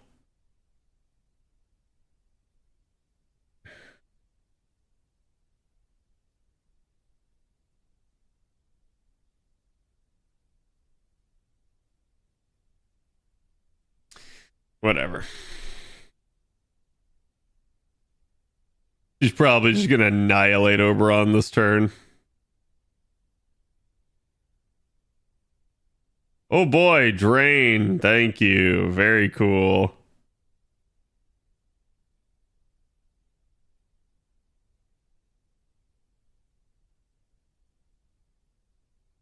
Yeah, you don't need that. Whatever that beneficial buff was, you don't need it.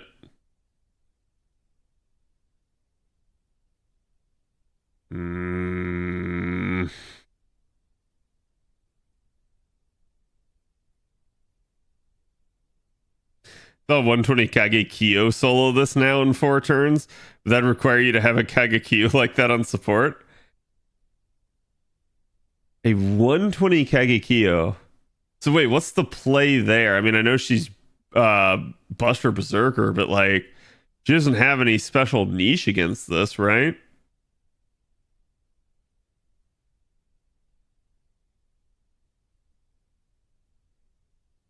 Oh, wait, sorry. Who am I thinking of? Dino Mom. What's her name? Why did I think Kagekyo was that?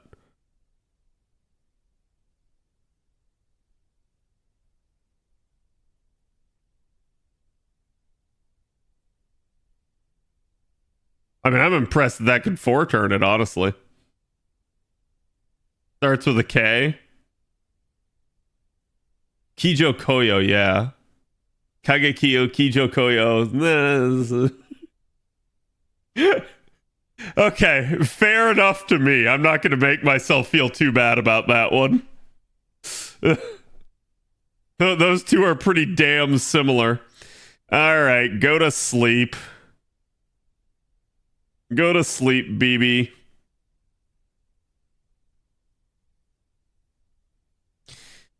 Yeah, let's do it like that.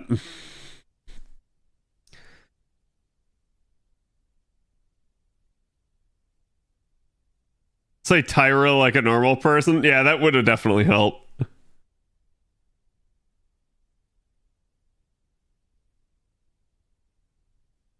Yeah, I was gonna say none of these should be Genji. Like I could see her winning this because she's just so like cockroachy, but I'm surprised that it would like 4-turn, right?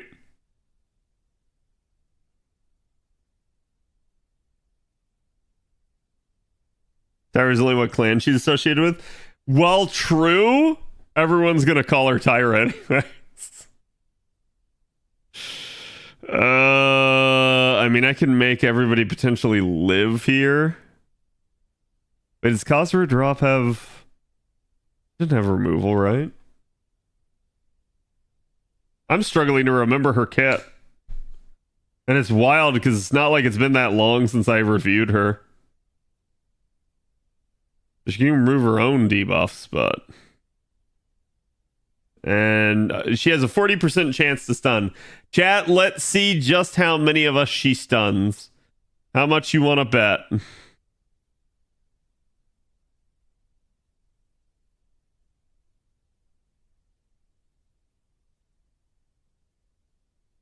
Booba.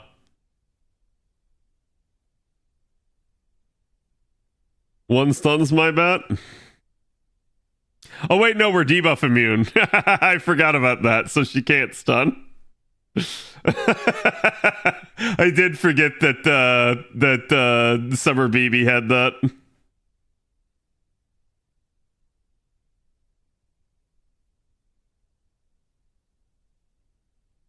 I was just doing it for the invuln.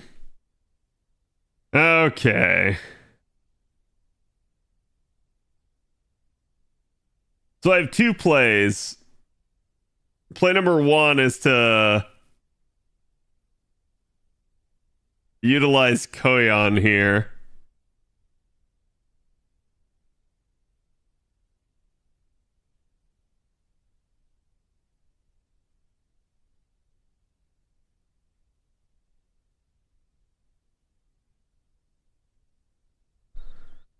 But I think Koyan's best utilized buffing Oberon.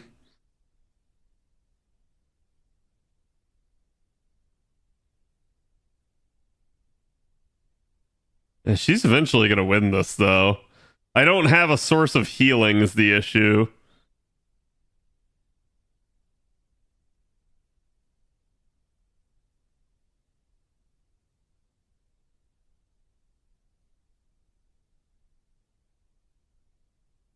I think we send it. I was going to sit on it and try to buff Oberon, but I think we send it. It's use it or lose it in scenarios like this.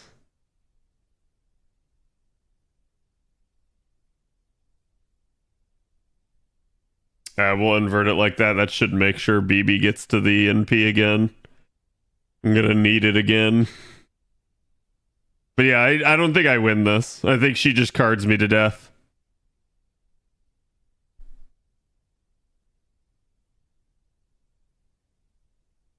Oh, nice. We popped.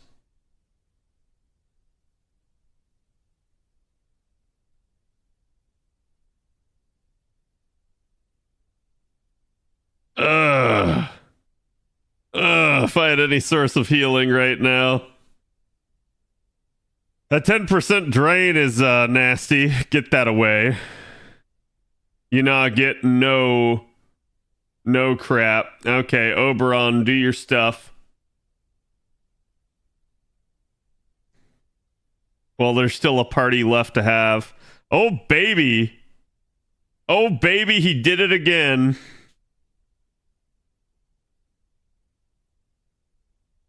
Oh my god, that fucking drain is gonna drive me insane.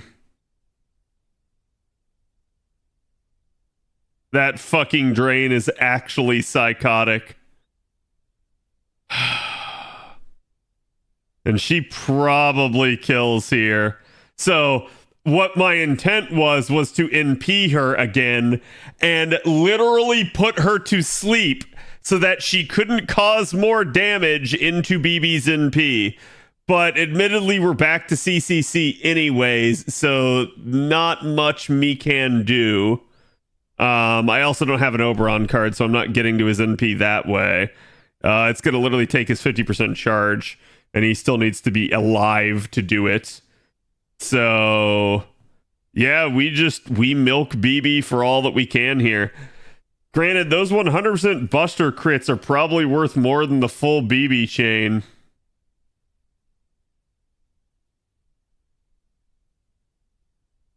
Well, there is an outside possibility that I loop BB back. Because basically I could NP this turn, do NP QAE, and then get back to who knows how much there. I honestly, I'd be lucky if it's enough, if it's even 50%. That'll put me at one turn left. The next turn I NP with Oberon, putting her to sleep, buying me another turn to then trigger the third skill and invuln her. That is the safest play. I have no idea if it will work. So let's see. If this doesn't get me even remotely close to 50, I am going to I'm gonna end up probably just scuffing this and taking the Koyan cards. Because I just need raw damage at this point.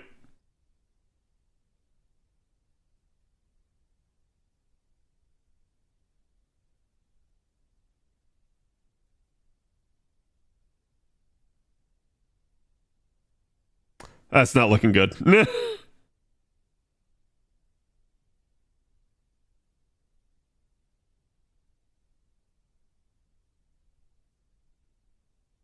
Oh, that's actually really nice. She critically missed. Okay, so we brick Oberon. Come hell or high water. And we do that. And we just pre-card. And if I'm lucky, I don't even need the NP. There we go. Easy. Easy, chat. Easy two turn. Easy two turn. Required brain power at the end. I like how me choosing to be lazy and not think keeps turning into me having to actually try. It's like karma. It's like I'm being punished for trying to be lazy. I just want an easy 3 turn. And then it's like, you didn't do your homework. And so now you actually have to like. So this reminds me of like being back in high school and having not done my homework and like doing the homework in the 15 minutes and break right before class. And being like, oh shit, let me just throw some bullshit down on the paper. Boom, still manages to get like an A on it. Didn't read the article, just sort of restated what the article kind of said from skimming through it. Manages to still get an A.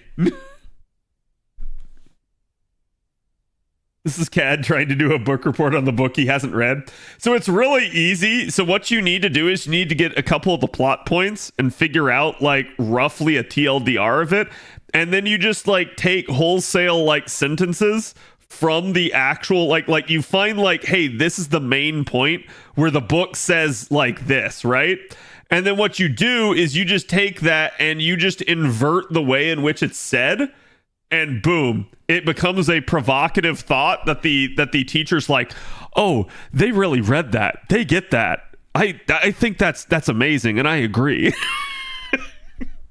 I learned to do that way too well over the years. It's like if you come up and the point of the entire book is to say apples are bad, you put in your like analysis, but are apples really bad? I think the book makes a very strong point about why apples are bad. And that's exactly why I chose to focus on this moment. You sit there and you politician it. You go through like any amount of bullshit to not actually say anything because you don't actually know and you don't want to actually render anything. So you just keep asking questions and it makes the person think that you actually like talked about it and were thought provocative, but you weren't. you didn't say anything, you didn't read anything, you never actually responded, and you keep going like that. It's really funny. Okay, so we got done both CQs. We did it, chat. Let's see. So first off, let's tackle the new news, which is the Chaldea break room. Apparently, we have a new one here. This is behind the scenes interviews with staff. Okay, let's read the game hints and strategies. You guys know I like to read these.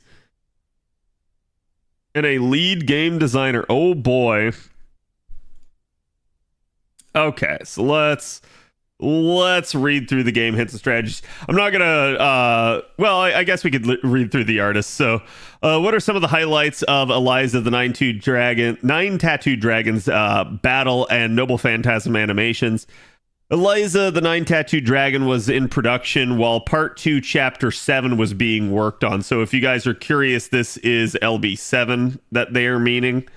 So the work schedule for her was tough, as the water margin is the Order of the Nine Tattooed Dragon Shijin. I probably butchered that, I'm sorry. And is a story about a band of outlaws assembling at Mount Liang. It was determined at an early stage the Noble Phantasm animation would have all the past Elizabeths plus Carmilla. It's interesting that they did denote this separately. Assemble and attack. That would have been fine at that stage, but then Nasu-san said it would be nice to have Elizabeth Japan too. Please include her no matter what. Okay. I'll get to that in a second. Sorry, I just had to gutturally scream there. As many of you know, there is no battle model for Elizabeth Japan yet. That meant adding her was equivalent to creating a completely new character in illustration. Eliza the Nine-Tattooed Dragon may be an event-limited servant, but 2 new character models were created for a single Noble Phantasm animation cut. However, thanks to that addition, the Elizabeths ride a total of 9 dragons, which was fortunately the right number for Shi Jin. Additionally, when animating a weapon like the multi-jointed nunchuck, each segment needed to move independently, so it was extremely time-consuming. Yeah, I can see. So the nunchuck is again got like the 3 parts, right? Like, and it's got like the dragon head over here, right? Like, having to animate each one of these in sprite form is probably just a real big pain in the ass. So I could see that being an issue. But yeah, look, I'm just gonna call it like I see it right here. This is just bullshit, okay? What this is them giving you the reason for why they had to make Elizabeth Japan, when the reality is that they just simply were going to make Elizabeth Japan anyways. Elizabeth Japan will be a playable unit. When? I don't know, but it will happen. There's just no way in hell they went to all the effort to make her to then totally not use her other than shoving her into a Noble Phantasm. They already have the sprite done. They literally went to all the effort. There's no way in hell they don't double dip on it because it's just easy. And like, she'll just probably show up at a future like Halloween or something as a welfare again. So it's like, yeah, no, it's not even copium to say that. Copium would be believing this. This is copium, chat. If you actually believe that this is the story that they presented you with is true, damn, I got a bridge to sell you. and man, is it an expensive bridge? Please pay me everything. Like, I'm just telling you flat out, there's just no way in hell. The fact that Nasu like interjected and insisted that it must have Elizabeth Japan as well. Elizabeth Japan will be a playable unit in the future. Guaranteed. Okay, games, hints, and strategies. Outlaws of Mount Leong might investigate into the backgrounds of the team members they send with Eliza, as her first skill will enhance either critical damage, NP damage, or NP generation, depending on the alignment of each character. The Minute Star sure does pay attention to details. Sorry, I think it's minute. You know who doesn't pay attention to details? Whoever wrote this. Because you literally spent an entire paragraph to talk about one skill. Like that. They've had some wrong write-ups before, but this one might be the worst. Because it just doesn't actually tell you how to use the character. It's just like, hey, by the way, it matters what the alignment is of the unit that you put with her. Okay, cool. Thanks. That's not a strategy. That's in-game information that we can already discern. So, all right, lead game designer Rasengel.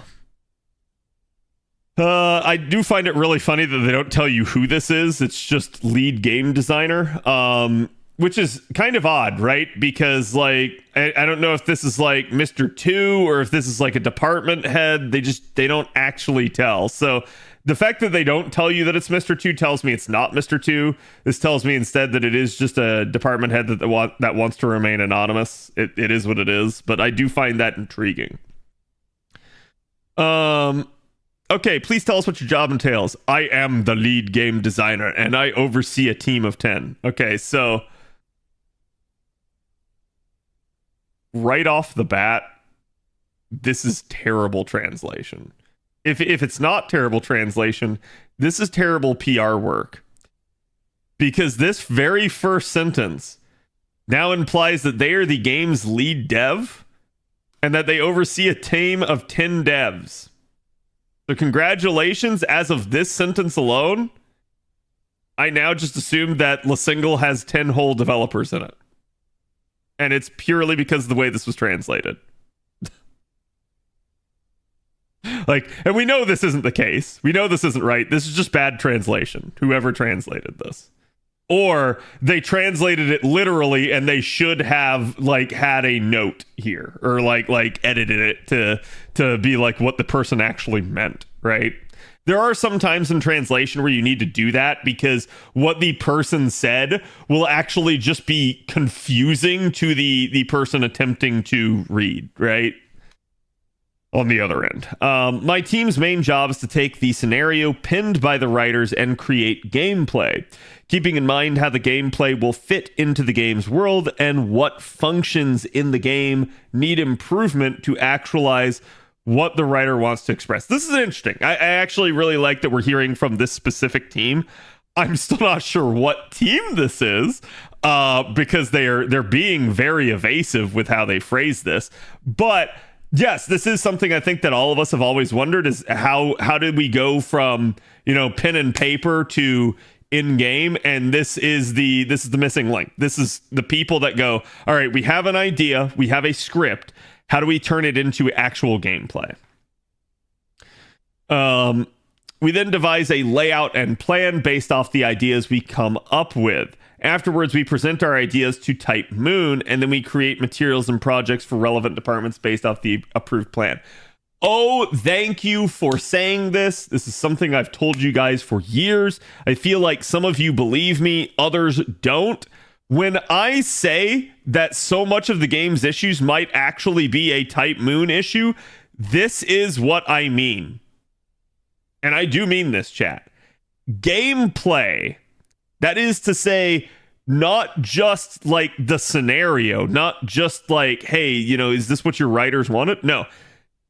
Actual gameplay mechanics, game balance, characters, and their overall balance and tuning all must be approved by Type Moon. Type Moon oversees La Single. Now, to a degree, so does Aniplex. We don't really know the relationship there, but we can say from various interviews, including this one, Type Moon has way more control than people think they do. Everything must be run by them. And this has always been known. Like this has never been up for debate, but some people just choose not to believe it. And I suspect it's because they've just never read the interviews where it's actually stated. But yes, this is a thing. And one of the big ones that I can say that happened in the past, we had an interview with Nasu way back during I think it was year 3 of the game, where Nasu commented on Cersei coming into the game. And Nasu mentioned the fact that basically he was warned by the developers not to do the Pigify trait. That is to say, not to have the immune to Pigify trait. And the reason why is because they warned him, if you do it this way, every single enemy in the game must now have that trait. Either affirmative or whatever the opposite of affirmative is. But basically, it was to that degree that the developer told Nasu not to do it. Nasu said, no, do it anyways. And that's how it was. That is how it has been. So that was a key moment of denoting that Nasu overrode a developer's wishes. And that is how it's always been. That is how it always will be. And that's why I'm saying this to you guys now. I don't want to blame Type Moon for everything. What I am saying is that it may be Type Moon's fault for the way the game is for why the game is the way it is, right? When you start to think about certain things and it's like, well, why don't we have this? Why haven't we done that? That might actually be Type Moon. Chat, let me give you an example. This just came up earlier in stream. Why don't we have Bond 20? I don't know. It might be Type Moon. It might not be Aniplex telling them no. It might be literally Nasu going, no, I don't like the lore of that. So that has always been there. It's always been a possibility. And that's why I say, it's so difficult to say who's actually at fault in any given scenario. Is it the La Single dev? Is it Aniplex? Or is it Type Moon? Or is it some combination of the three? We don't know. And we never will know. Because they're just not going to tell us this.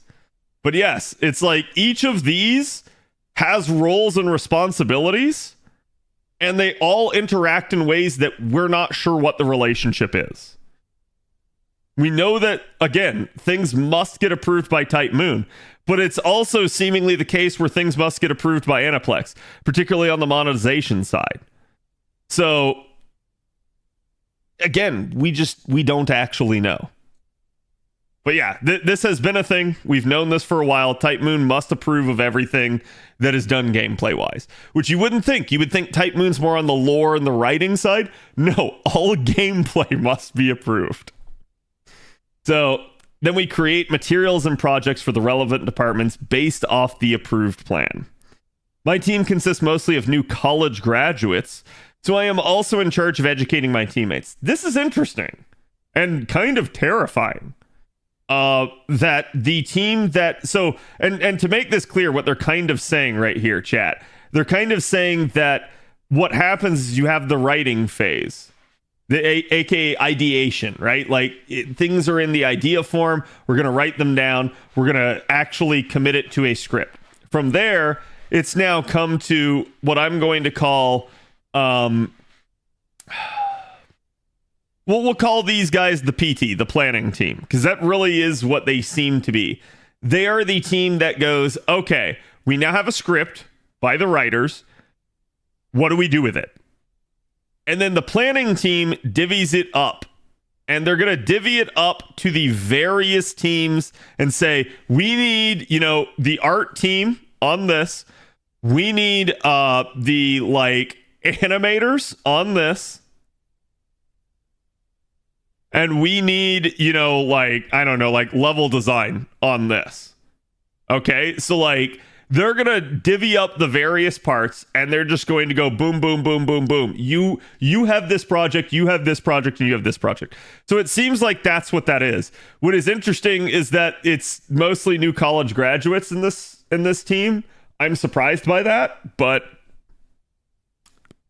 it is what it is. I guess it's good that they have new blood, but I'm just surprised that they don't have more of the veterans in charge of that portion of things. Maybe a newly created team? It could be, right?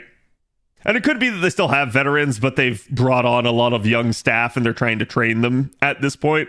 Because also, the planning team would be a great point for new people to come in and see what they're doing before they move to one of the other teams, right? That way, they have an idea of how the planning team works so that they know what the responsibilities are of the other departments. So, manager of game designers? Quite literally, yes. That is what lead game dev is. The lead game dev is, in many cases, going to be the representative for the other developers of their group, right? They may be the decision maker, but only to the extent that they make a decision for their group. Okay, please tell us the process of how the scenario Halloween Rebellion 108 A Dragon Girls Water Margin was translated into the game system. We learned the storyline for this event was going to be based off the water margin during the initial development phase.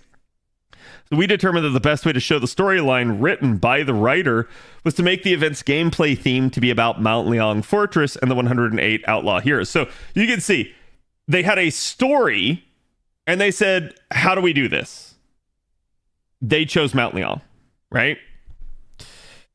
Afterward, we thought of other gameplay ideas for the event, such as making the servants heroes, go into the enemy territory and bring back items, defend Mount Liang from enemy attacks by deploying servants, and ultimately came up with the mechanic of creating the player's own Mount Liang using 108 servants. And you can see why. That was probably, idea-wise, the least involved. Like it was the easiest to implement and the easiest for the player to handle, rather than trying to come up with some convoluted thing where it's oh, well, you need to deploy these servants over here, and if you don't, then you lose, and maybe you get it right the next time and you actually repel the invasion. So it's I can see them going with whatever was probably the easier thing and more simple for everybody involved, players and themselves. Please tell us some of the aspects of this process you took particular care with. And to be fair, it doesn't mean they'll always do the easy thing either, chat. The idea behind having players form their servants into their own Mount Leong outlaws was intended to give the player a way to personalize their formation and enjoy talking and sharing about their choices with other players. I'm gonna be real with you, they failed miserably if that was their goal, because I don't think that happened at all. I don't think anybody went, yo bro, who'd you put in the green one for this thing? I think it's just a way for people to showcase their grails, if anything. Additionally, characters in the water margin each have a Star of Destiny and job that hold meaning. And so during the development phase, our team decided to incorporate assigning a job and Star of Destiny into gameplay, thinking players would have a good time determining which servant would be best suited for a certain job or Star of Destiny. This might have been the case that they actually, kind of like how tower events do, if they had actually given each character a type. But because they didn't give them general classifications, there was no consideration as to who to put where other than the level and what events you wanted to use. Or sorry, what materials you wanted to prioritize. So it's like, yeah, I don't think that's a big thing at all. Like, to me, if this was their goal, they failed with it. And something tells me this wasn't their actual goal. Like I said, so keep in mind, this is gonna sound really, how do I put this? God,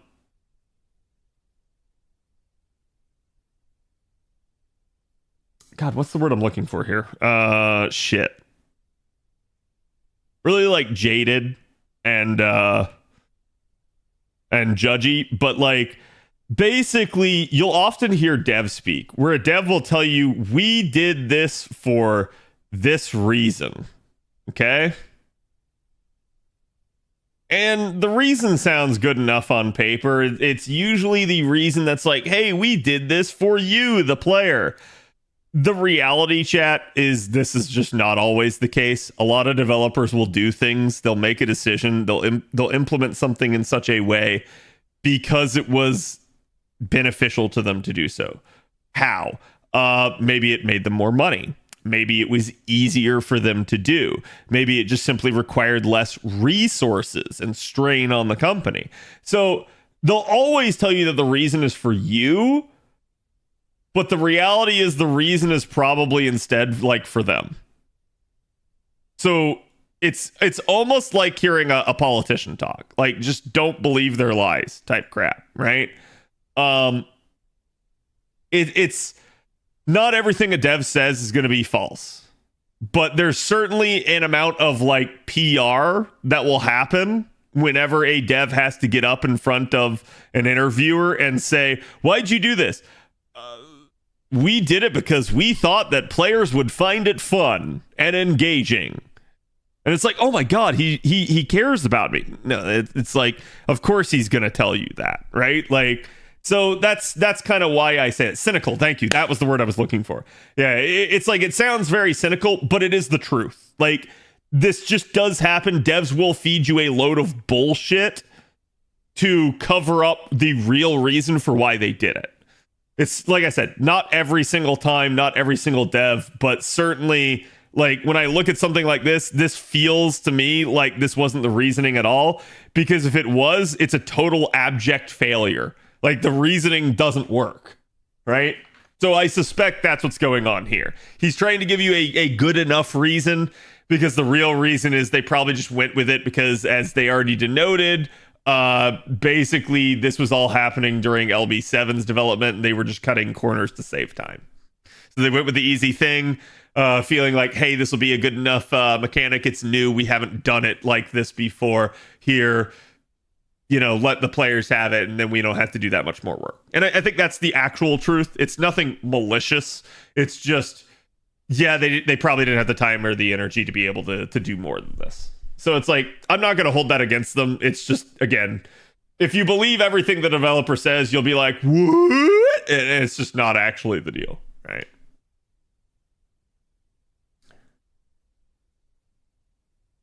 Maybe the mechanic was more involved by the JP players since the water margin is way more popular there. It's possible. Yeah. Like it's actually the case of, like, maybe NA just doesn't care about it nearly as much, but it is what it is, right? So anyways, that was the Chaldea break room. Is an interesting one. There was a lot to mention there. Let me see. What else did we have? We had Arthur's buff. Asa.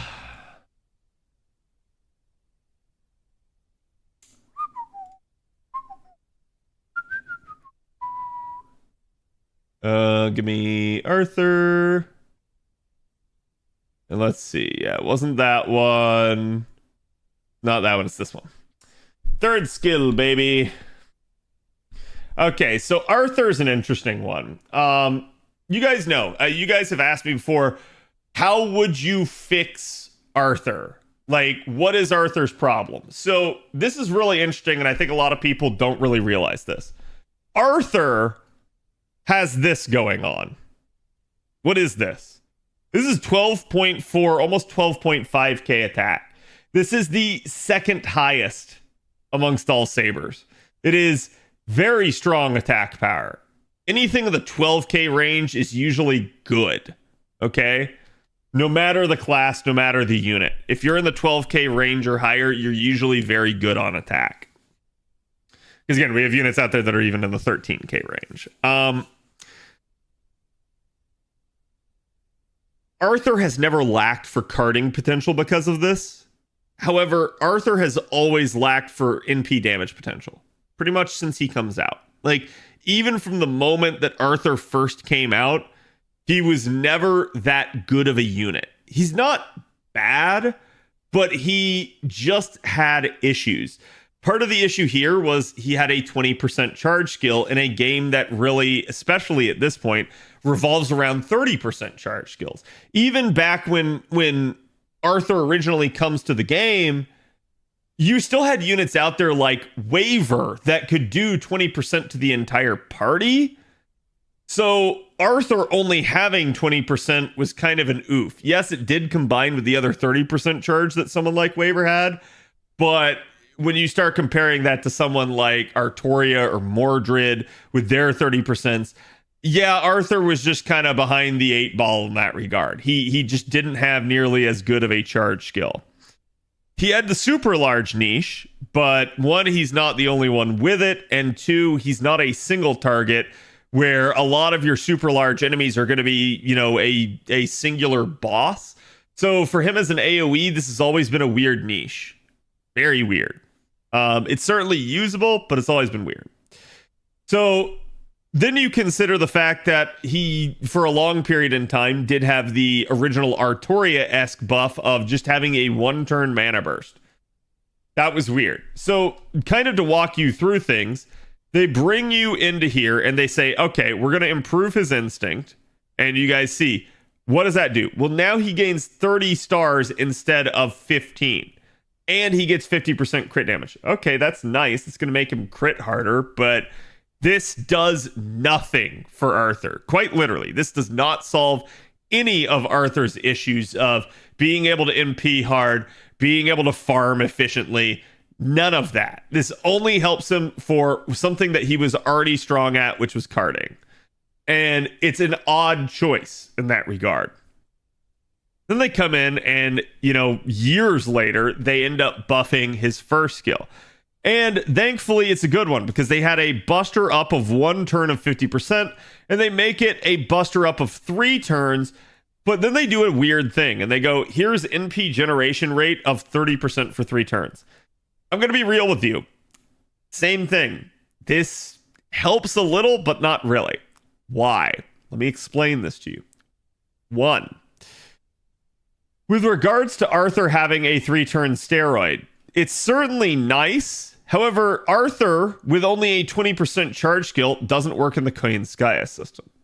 So this does allow him to have 3 turns of effective damage, but he's still probably not 3-turning. In fact, if you wish to do this, your only solution was Koyanskaya, Oberon, Oberon. It can be done. It's still a legitimate comp. It still does good damage, at least on wave 3. But waves 1 and 2 are shit because of this. And so this is why I think they chose to give him the 3-turn steroid, was to keep him a little bit more covered in this department. The oddity here is the NP gen. This is going to help him yet again on the carding side of things, but you guys know, and it's kind of my opinion at this point, but I really don't feel like NP Gen on a Buster unit's a very strong thing to have. Do they need it? Yeah, potentially if they get into a scenario where they do need to card, but you really don't want to do that with a Buster unit if possible. So it's an odd inclusion that wasted some of the quote-unquote itemization of the buff. Especially when you take something like this and you compare it to, I don't know, like Mordred or Artoria. Artoria got Dragon Core with the NP damage. So it's like, yeah, it's a rather odd inclusion, and it didn't help his damage issue. Now, there's some people out there that believe that due to lore, Arthur should actually be dealing more damage than Artoria. This, to me, has always been a subject of debate, and frankly, I'm of the opinion that no, those people are not correct. Rather, the two should actually be doing the same amount of damage. Why? They wield the same sword. Yes, people are going to sit there and say Proto Arthur's sword is different than Artoria's. It is. It's just not different for the reasons they think it is. They will tell you it's because Arthur's sword has seals. So does Artoria's. The difference is actually the amount and type of the seals that they have. That's where there's a difference. So to me, rather than convolute things, I've just said they should be doing roughly the same damage, and you can choose to believe one way or the other. I don't really care. I'm not here to make lore arguments. What I will point out, though, is that Arthur should be doing at least way more damage than he currently does. Why doesn't Arthur deal good damage?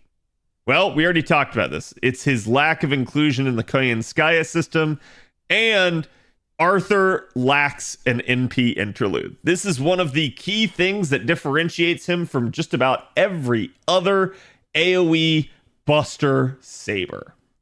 Every single other one at this point pretty much has an NP interlude. I think only Ibuki doesn't, if memory serves.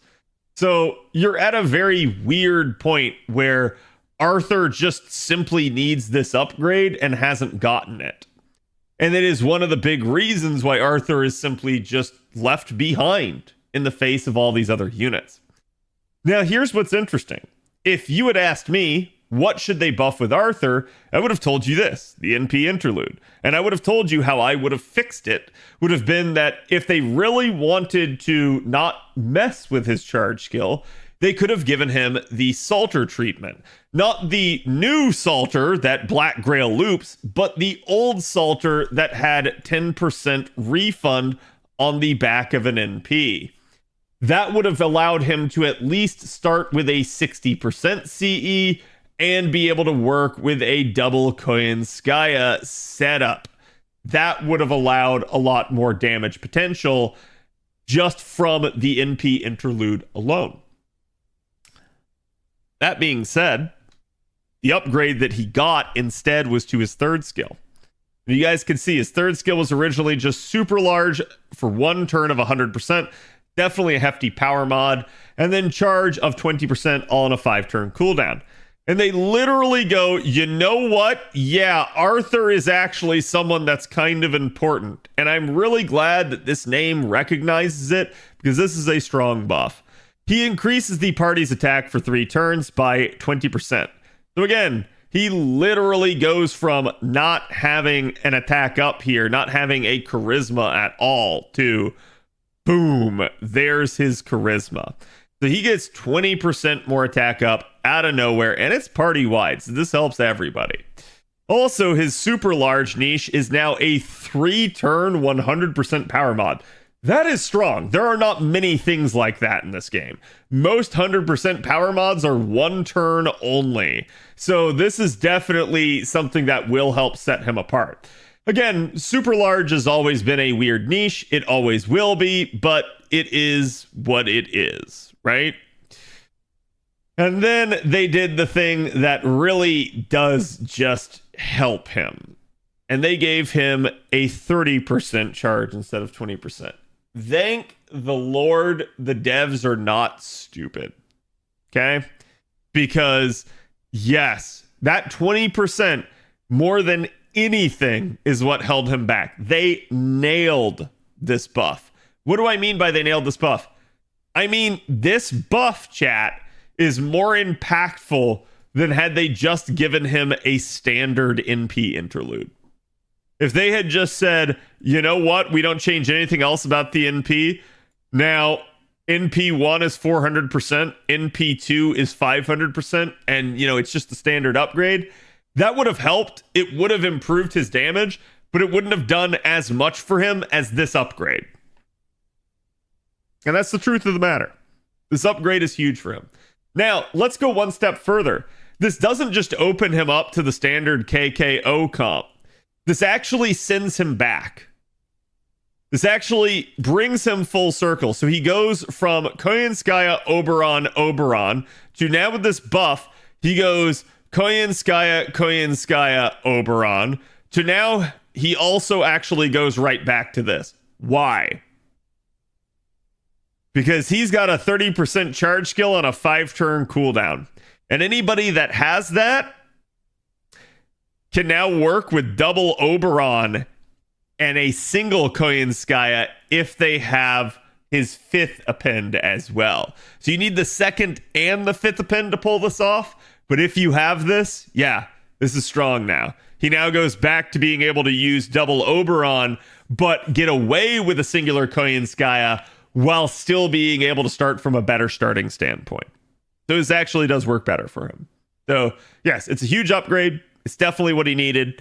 Does this put him on the map? Does this make him comparable to other units? Kind of. Not quite. The issue is still going to be his NP interlude. And when he gets it, he will be strong. But that day is not today. He still does not have his NP interlude. When will he get it? I don't know. Probably not here. Wait for a prototype collab, I suspect. But yeah, this is an interesting thing. So here is Arthur's numbers. So you guys can see basically the top is where he used to be. The bottom is where he is. So you can see before he had to do Koyanskaya 2 times Oberon with a level 100 K-scope. Now he can do 2 times Koyan and Oberon with a level 100 cranking. That alone, and this isn't even, as we mentioned, the 2nd and the 5th append variant, right? It's just showing you normal double Koyanskaya loop. You can already see the amount of damage increase this makes just from this buff. Is it crazy damage numbers? No. But this certainly is a lot more palpable. Again, you can have man trait from Koyanskaya. So you're looking at like right here alone, this is an 80k increase. This right here ends up being a 140k increase. And then it starts to just widen as you get to like super large and more. So please understand, these things are force multipliers. When you start getting into a better system, using better supports, using better starting craft essences, it starts to really add up multiplicatively.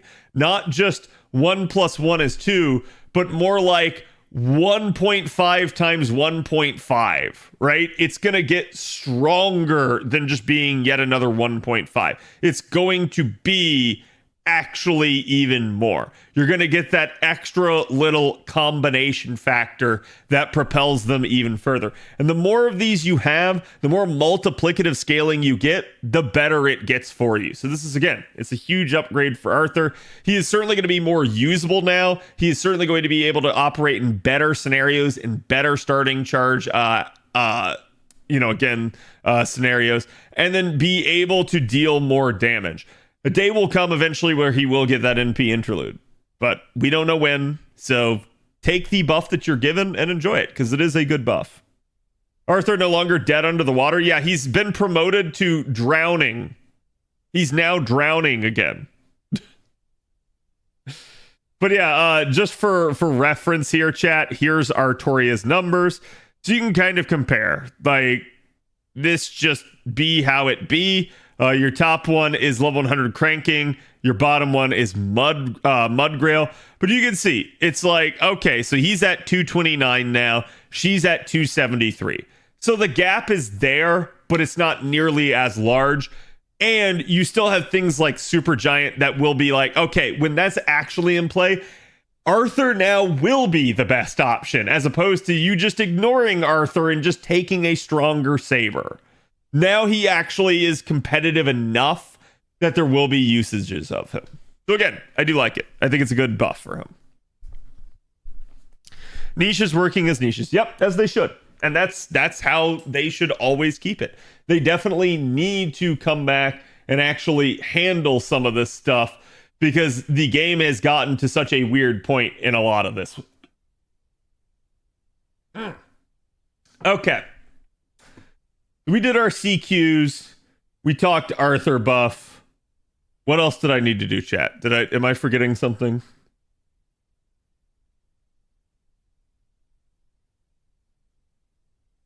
I feel like I'm forgetting something. No clue. Yeah, I don't know. Did I do the recos? I did the recos off stream. I did do them though. None of them were very hard, but God, what was it? One of them made me retry it like twice, and I was like annoyed that it did. Trying to remember which one it was. Title says Lotto prep for a night. Yep, and I'm gonna be doing that here. So let's see. Pop open my Chaldea app. I need to update it though.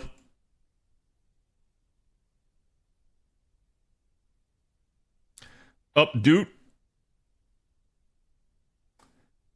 Oh god, do I need to back up my shit? Hold on. I probably do.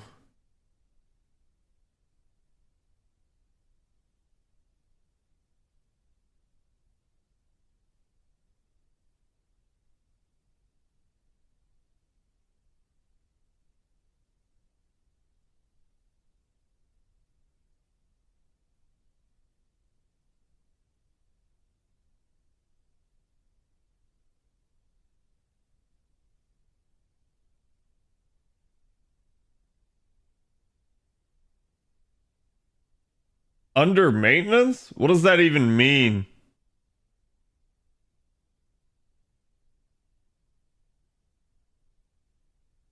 Got a copy of Castoria and my first Black Grail in the same role? Yo, congrats.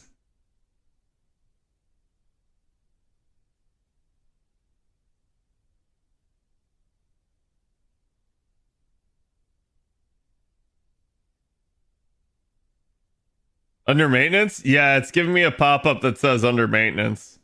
I can't show you guys the screen because it's my login screen. I'm just trying to create a backup, basically.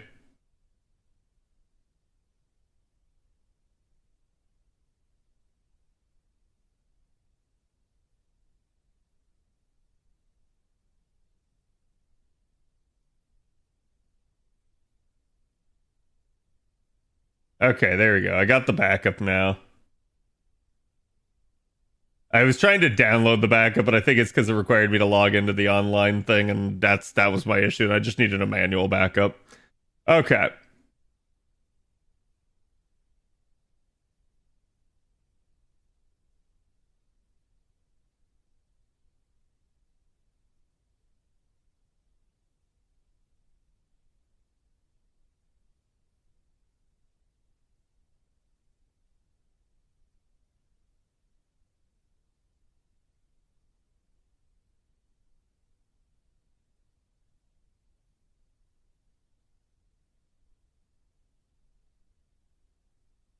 Yeah, it's been a hot second since I've done this.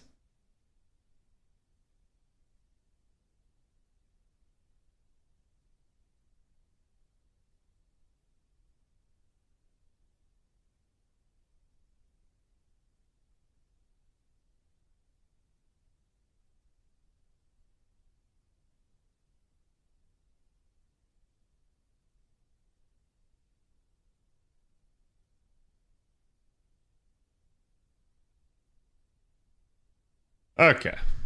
Let's pop it open. Sent you what NA posted earlier today? They deleted it, but it was funny. Oh god, what?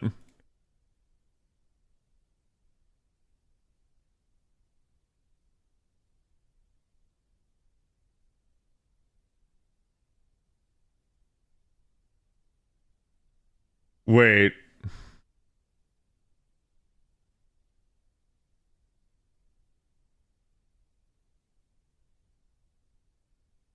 You talking about the part about Sankorts?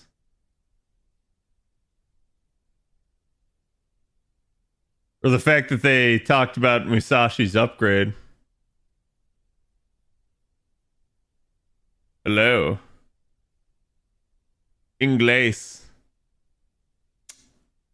Yeah, I don't care. We're just going with dark mode. I'm not showing chat that. Okay.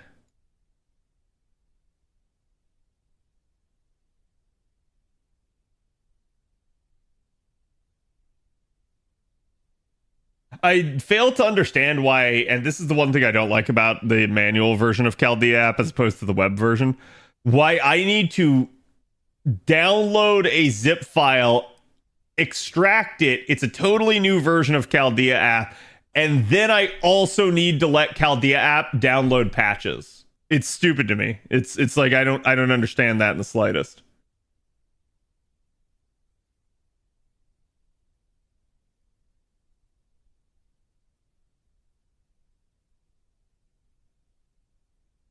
Okay.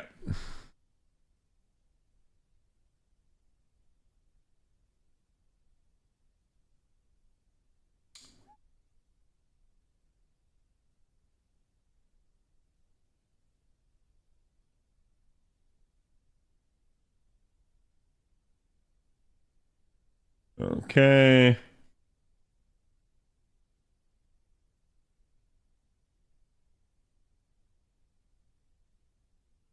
Data import successfully.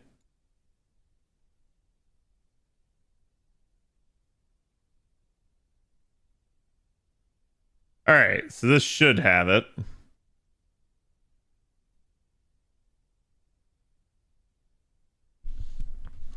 Let's make sure it does. All right, looks like it does. Like I don't even have to like go through it too much. The second I see that it's like, okay, it's got, you know, actual like variants in the skills and stuff, that tells me that it actually imported everything. All right. So, if you guys have never seen me do this, this is what I do to prep for a lotto. And this is also a good lesson in account planning. If you guys have never actually sat down and planned out your account, it's a good idea to kind of go through here like this. So like a lot of what I'll do is I'll just start with one class. Now, this can get overzealous. It can get overbearing. It just depends on kind of how you want to handle things and how you want to plan things, right? So for instance, I can start here with like, hey, these are the units that I don't own currently.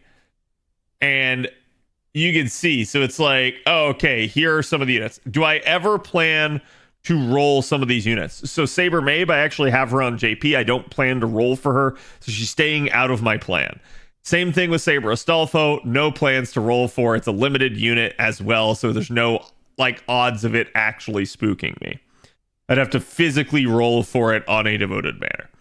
Yamato Takeru, I will be rolling for Takeru. So one of the things that's easy to do, I'm just going to come in here. I'm going to plot it out. I'm going to basically just go boom, boom, boom on 10, 10, 10 because I already know that Takeru is going to be that way. And I think I'll also probably just plan for a maxed out mana loading, if nothing else there. So that's a relatively easy thing to do. Now Takeru's in the system as somebody that I actually need to do. And again, this is also a really interesting thing because you guys can see over here, I have like Iori, and I can go like, hey, okay, here are Iori's skills. Here's what the materials are if I click the little eye over here in the corner. So I can actually see, and I know it's a little bit difficult to see because it's probably small for you guys, but it's same deal. Like you can actually see what the resources are that you need. You can also come see what the skills actually are. There is the occasional, like, if it's a very new servant, it won't have a proper translation, unfortunately. Sometimes it will, sometimes it won't. Usually, I feel like for a unit as old as Iori at this point, they would have it, but I guess not. So, zip file process, what does that mean? Just that I have to get their update, basically extract the zip file that is a new version of the Chaldea app, and then I have to basically treat that as the new version from now on. So you can actually see down here at the bottom, there are 2 versions running. I'm just going to go ahead and close the other version. In fact, I'm going to unpin it, and I'm going to pin this one. And in fact, you can kind of go back through and you can delete your old versions if you need to. So that's just how I choose to do it to keep things clean. Okay, so just make sure you've backed it up, because you want to create a manual like backup, and you want to export that to a file. Like basically tell it you want a backup, it'll put it in a file for you. You take that, and then with the new version you go and import that. So make sure you've done the import before you ever delete anything else. That way you have it. But yeah, so for someone like Iori, we can see here he has an actual charge skill. Again, it looks like it goes all the way up to 30%. So this is going to be a lore. Something like this, it's Star Gather, critical strength, stars per turn. This does not need to be a lore. And something like this is a sort of triple steroid of up to 20%. It's only got 10% scaling, so you could choose to lure this or not at your own discretion. It is an evade 2 times 3 turns, so the cooldown will be important on something like that. It's easy for me to break this down and analyze this. It might not be that easy for you. When in doubt, ask. I'm always happy to answer questions with regards to that. But yeah, so like, for instance, if I'm going to look at this, I know I'm going to lure the middle skill here. So I can see these are the materials it's going to take. So for instance, I'm just going to go ahead and say, boom, we're going to be taking that to 10. I also want to make sure that I remember to do my ascension over here when plotting out the servant. And you need to do this for functionally every servant in the game. Put whether or not you think you're going to roll for them, what like skill levels you're going to put them at, what append levels you're going to put them at. That'll tell you what materials you need in the end. And so it's going to also let you know how hard you need to farm and basically on what. So for instance, for something like akin to ice, I'm probably safe just taking this skill to like 6. So it's just going to run me some octuplet crystals. I could maybe choose to go deeper, but I don't actually have to. So we're just going to plop that in at 6. Something like Sword of the 5 Rings, it is a steroid, so I won't lure this skill, but I will take it up to max. So we are going to basically put this at 9. So he's going to be a 6/10/9 unit for me.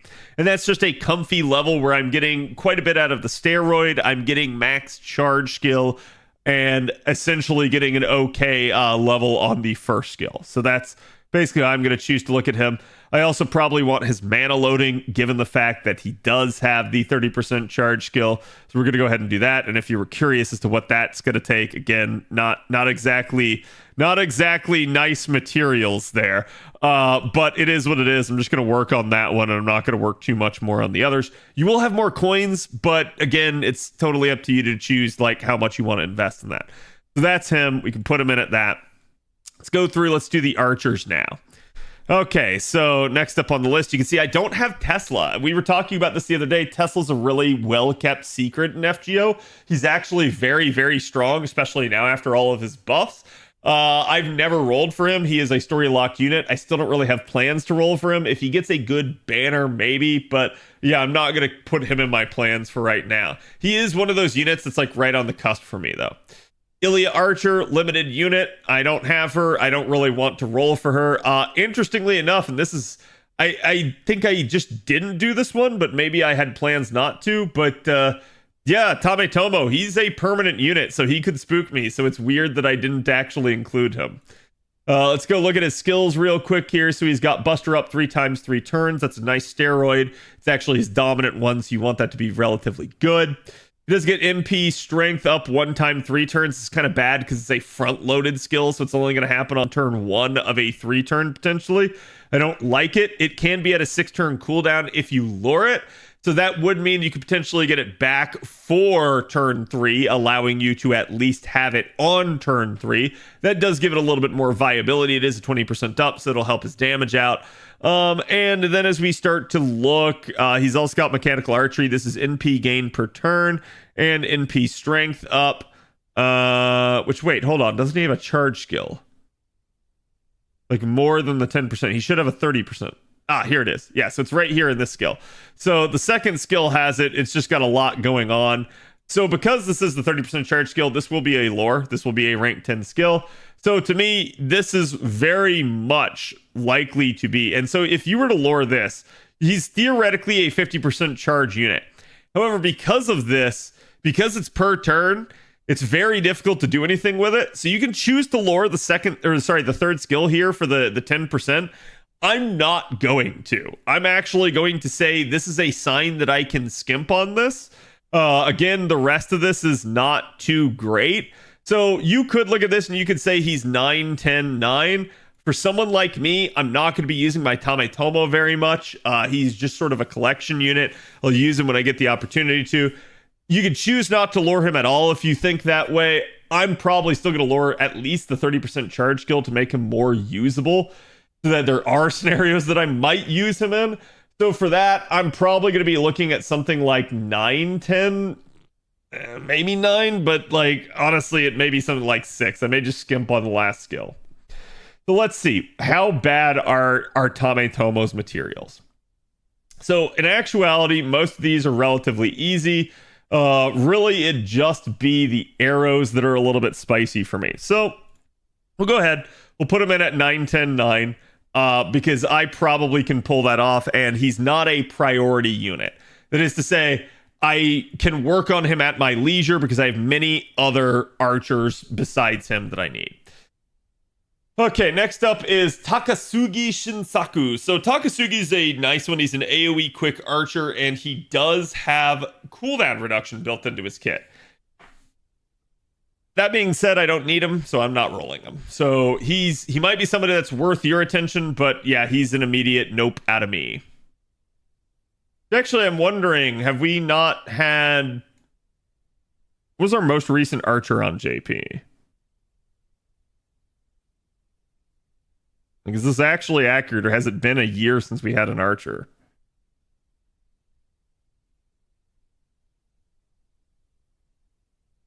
It has been a year since we've had an archer. Holy shit.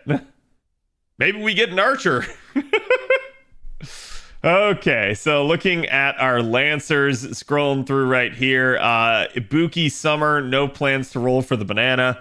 Roma, no plans to roll for Roma at the moment. Did I get Ryoma on my NA? I feel like I did. Let me double check.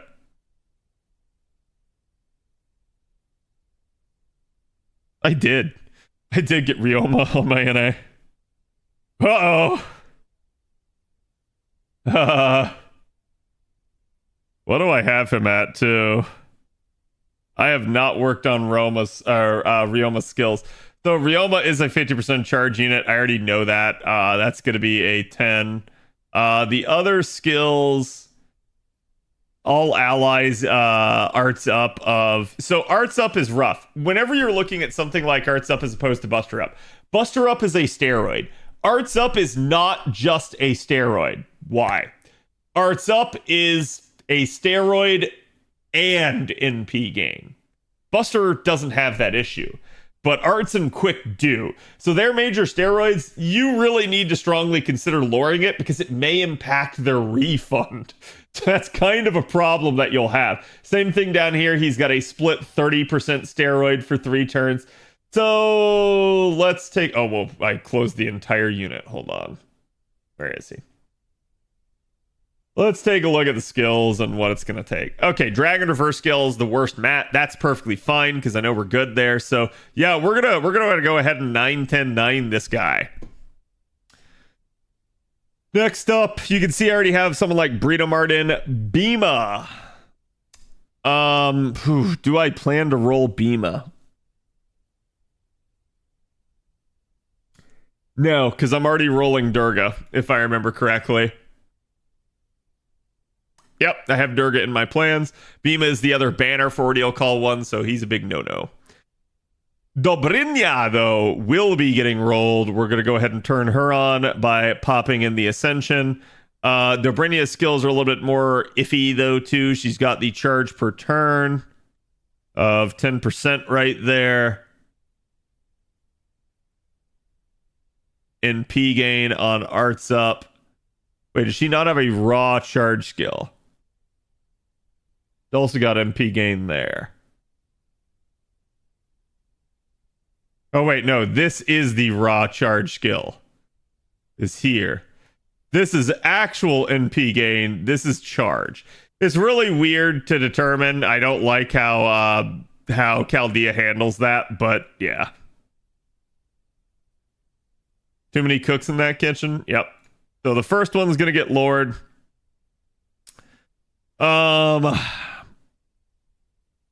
Again, with her being an Artina, I'll probably lure the third skill. She's also got self attack up on the second one, and even more when on water. Yuck. Let's put her in at 1099. That's a safe assessment. I can probably skip the lore if I have to. Okay. I also really like Dobrinia, just her design. So, writers now. And this is going to tell me my needs, chat. I did not roll Constantine. Nemo is a welfare. He probably just wasn't around the last time I plotted this. It's actually been that long. I have not messed with my Chaldea for a year because of the Lottos not being a thing. So yeah, let's go ahead and let's take a look at him. Let's see. He's got the arts up 3 turns. Again, all allies evade is really nice. He's got NP charge per turn of 10%, but that's static. It doesn't scale with the skill. So you're saved a lore on that. And then he has all allies NP strength up and attack. So this is a just combo skill here. It's actually quite nice. But yeah, he's actually very generous in that sense. I can kind of avoid having to lore anything on him. He does have basically spirit roots here. They can be a nasty material. He's also got ice there. That's also rather unforgiving due to how the appends work. So let's go ahead and let's plop in. Let's see. I think we're gonna do 9 on the major steroid. Let's see what the rest of his kit is. So thinking like a 6. That'll get me just into the seeds. That'll avoid me most of the other mats. Yeah, you know what? We're just gonna go like 669. Again, I have plenty of other arts loopers, so I really don't need him. His damage is not bad, especially in the event that he's in, but it is what it is. Andromeda, will I roll her? You're goddamn right I will. So, we're just going to go ahead and turn her on. This has nothing to do with gameplay. I'm down with the thickness, chat. So, looking at this, I do like the multi-steroid with the MP strength. That's going to be a strong skill. That's going to be at least a 9. There's my charge skill of 30%. This one's a lore. So she's a 10x9 right now.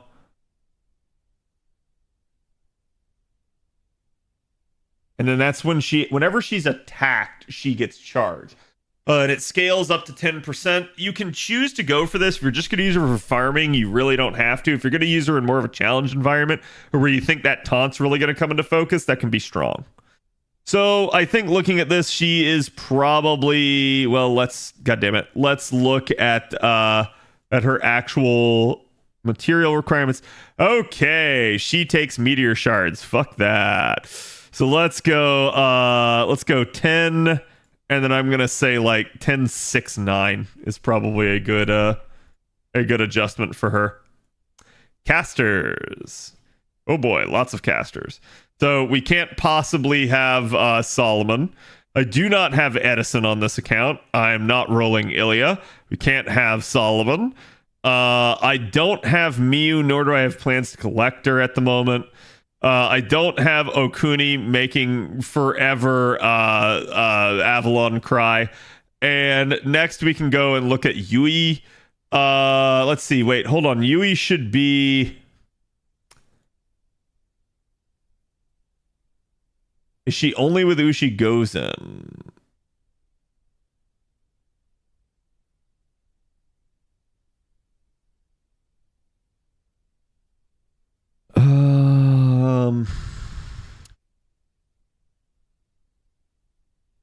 Yeah, I'll plot her in.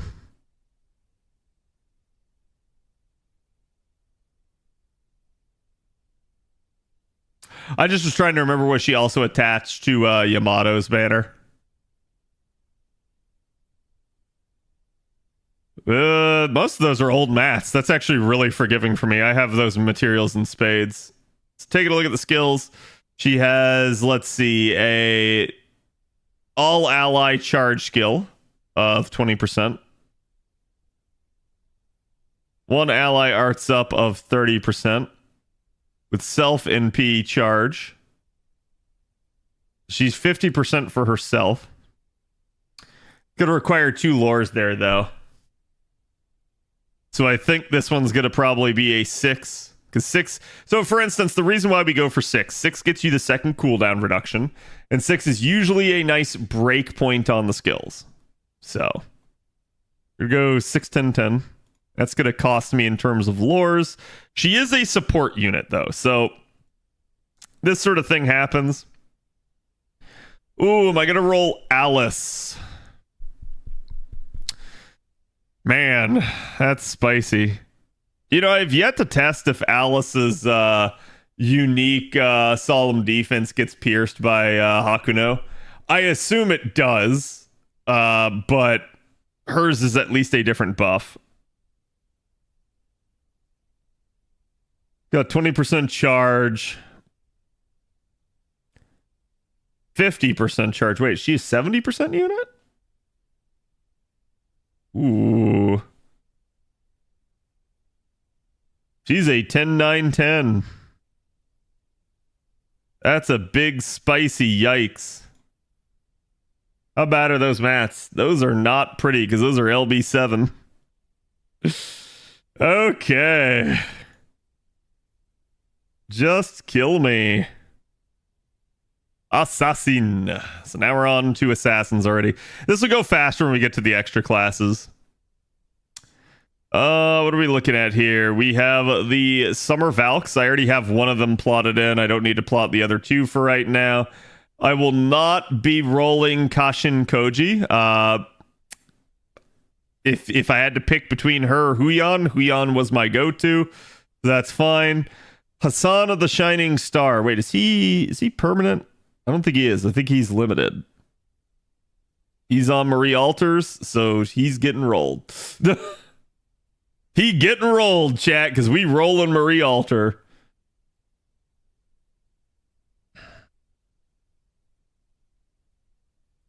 He is permanent. Marie is story locked. Both of them are perm. Okay, I'm confused. Got MP gain. Got self-charge by 10% whenever he's quick, but it doesn't scale. Really, only his steroid needs to be leveled. You can also get the cooldown reduction on his dodge there.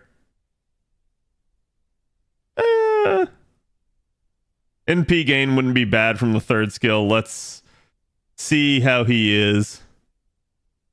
Okay, so the big problem with him is going to be his requirement for the new Ordeal Call 2 material there. So we're going to be looking at like 966 is where I'm going to leave him. I don't give a crap. It's like he's a decent unit. He's very interesting. I'm not going to worry about him too much. Okay, Berserker. I am not missing a single Berserker. That is terrifying. That is actually terrifying. Okay, and Shizuki Sojuro is gonna end up being a welfare, so he's a easy grab. His charge works funny because it is dependent on the amount of charge that you already have on you, which means that if you can get him basically like 30% charge plus his append, him pressing his charge skill will literally full charge him. So you really want to lure that skill, IMO.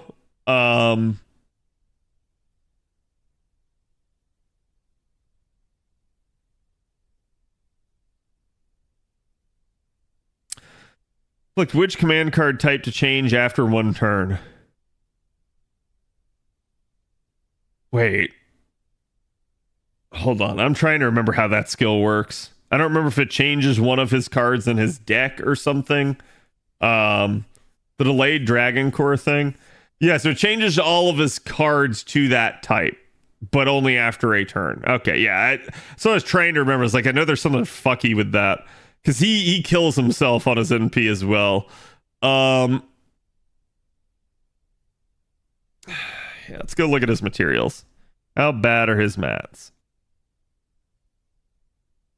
Spirit Roots are big yuck, as is that. So we're going to put him in at 10. I'm going to put him in at 9, and that's just going to go to 6. I don't give a crap. That one's, to me, way less important. Seeds are getting kind of annoying, though, I'm beginning to notice. The only ruler I don't have is Mori Party, and, well, I didn't roll them, so we're good on that front. Avenger. Okay, Ushi Gozen, come on down. You're getting rolled. Why? Because, I don't know. Why not? It's Yandere Mama.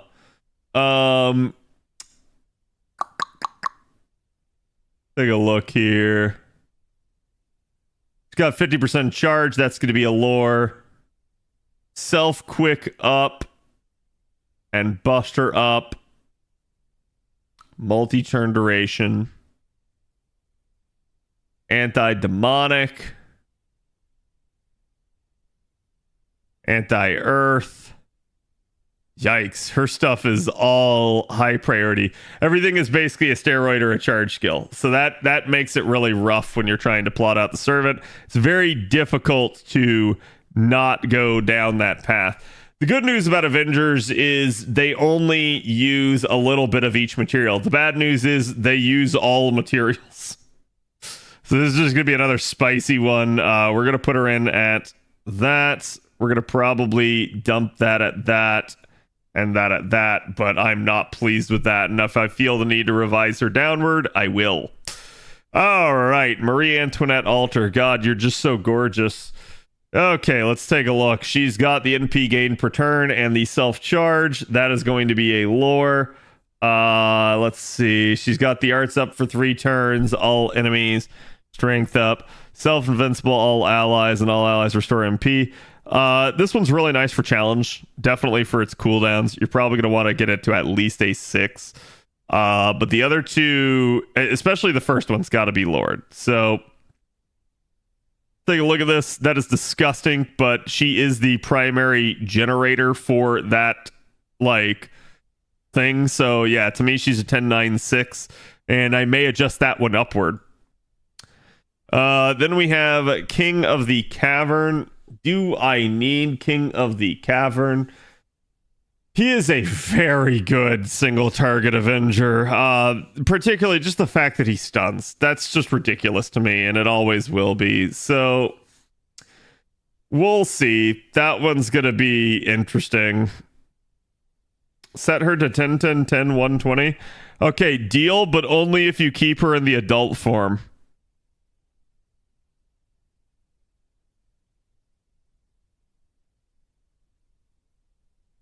We got him.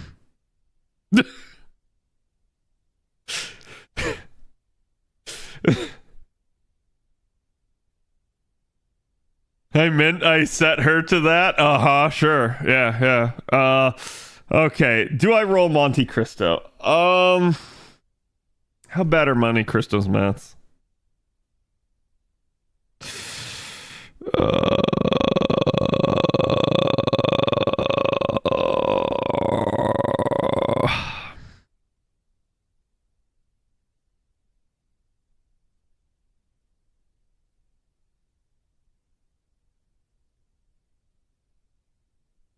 Yeah, I'll be real. I don't think I need him.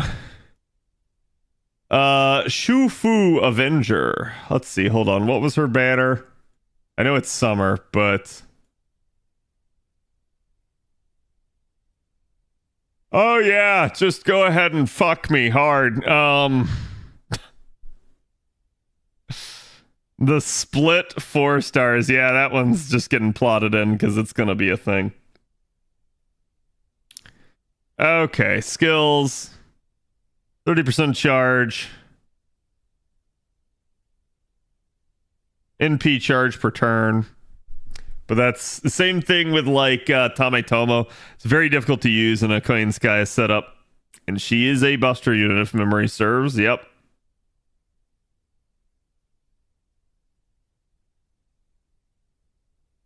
AoE scaling.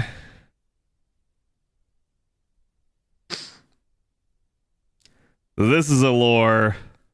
This is not.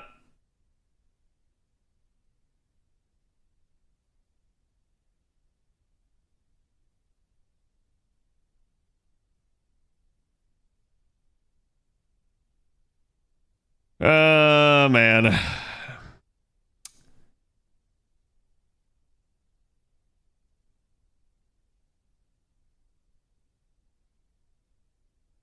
How bad? Oh man, bells and 6.5.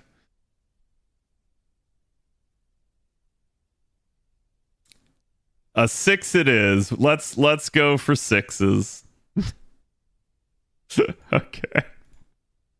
That's Avengers. Moon Cancers. Oh god, it's so disgusting. Why? We literally doubled the number. Why? Okay, she's a 10 10 10. I'm not even looking. I just already know this one for a fact.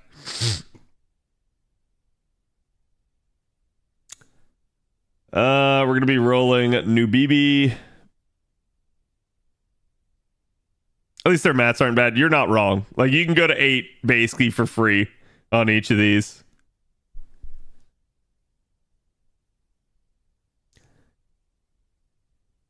Yeah, her third skill's got to be Lord. I'll be honest, it's probably a 10 there as well. The second skill. It'd be nice to Lord the second skill, but I think that's the one we can skimp on, so it gets a 9.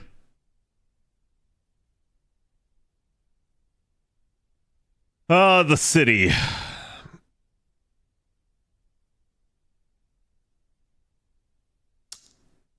Yeah, and you're on BB's banner. I have to plot you because like you were literally going to be there with a unit that I'm 120ing. So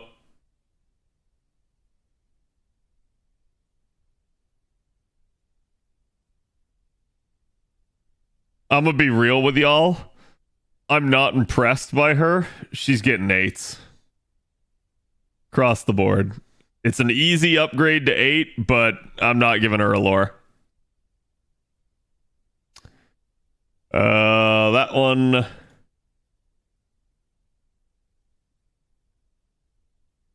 Leah in shambles. I'm sorry. It is what it is. Listen, Leah would also tell you that as well. Like, I think Leah's upset by it at this point too. And it's kind of like, to me, they did her dirty, right? Like, they need to actually do more for her. Do I wish to lore this skill? Man, that first skill is such a meme. Do I wish to lore it?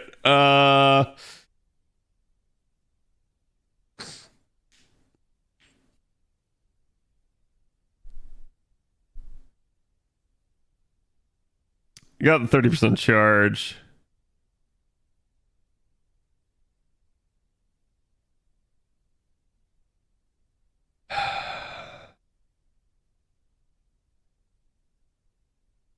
I think we take it to 8 for now. I think that gets Lord. I think that gets Lord. I think that goes to 9. 8, 9, 10. What an odd alignment. Okay, shielders. Well, we're good on that. Alter Ego. Ooh. Azumi no Isora. Who's the 4-star that's with him? Do they even have a 4-star that's with him? Yes. Kyo. I don't hate them, but they're certainly not like, I don't think either of these two is in my projections. You can see Tiamat is. And this is, I think this is a real problem for Delightworks at this point. Sorry, not Delightworks, Aniplex. Old habits die hard.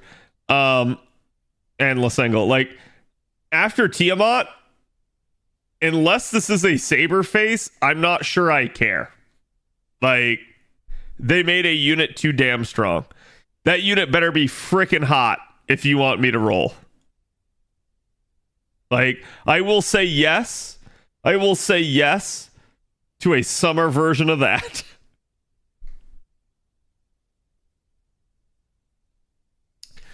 One, Gina, not getting rolled.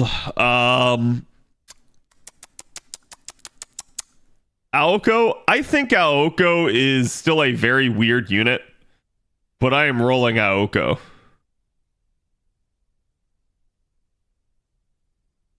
Oh, God. How do I want to handle Aoko?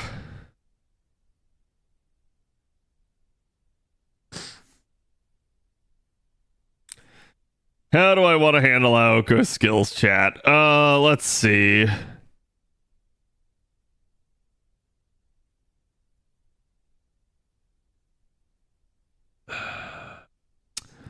She is...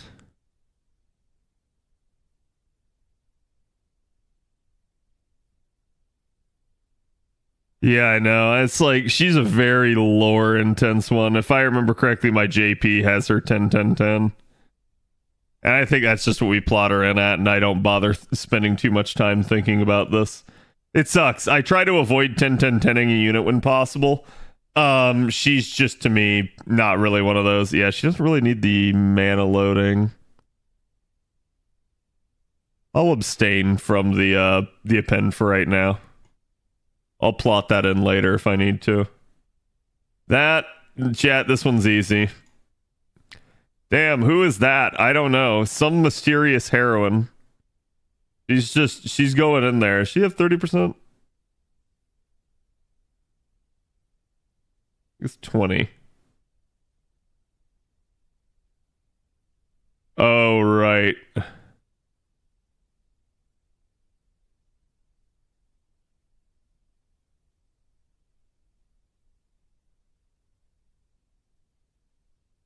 At least plot her in with that.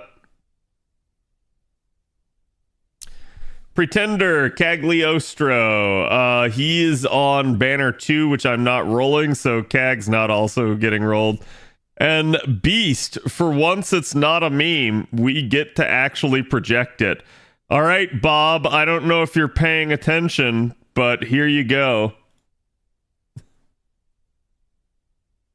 Here you go, Bob. Does this please you, Bob? Space Harris, yep. 2 non-memes on this list. All right, now with that, so I could show you, chat, and we could go and we could look at this page, and you could be like, oh God, it hurts. Don't make me look at this, CAD. And then I could tell you, you know what? You're right. Let's subtract the events and then subtract what I own. And oh, hey, that's not that bad. Look at that. Look at that. So, and I really want to point this out, chat. It's not like I didn't roll a bunch of new units. I didn't roll every new unit, but it's not like I didn't roll a bunch of new units. But look at that. Look at how little of the new materials I actually need.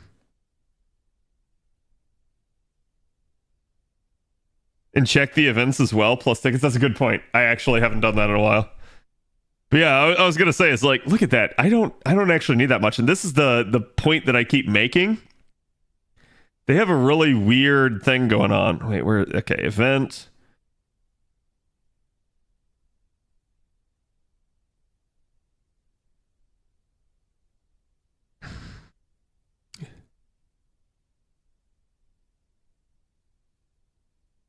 I don't care. I don't care. I don't usually turn on hunting quests.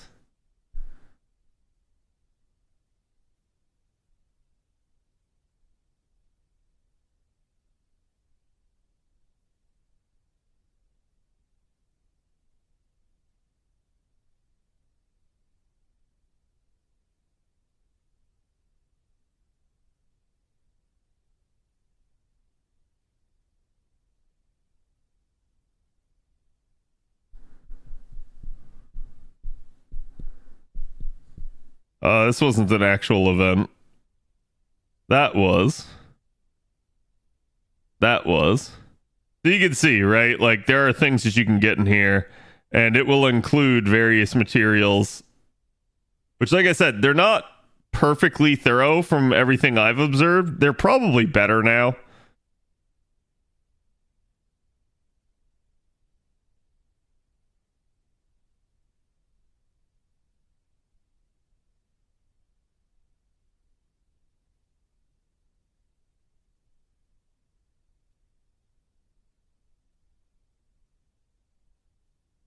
Rerun.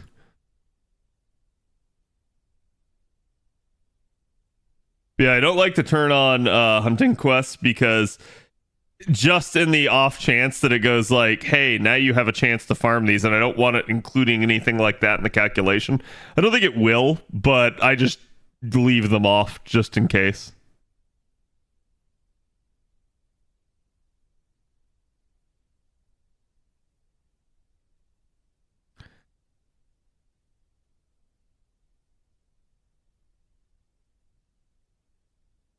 Okay, so all that's in.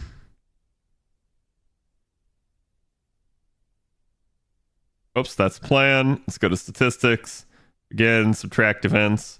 Boom, there you go. That made things even better. Like, chat, this is the point that I'm making, okay? Like, look at this crap.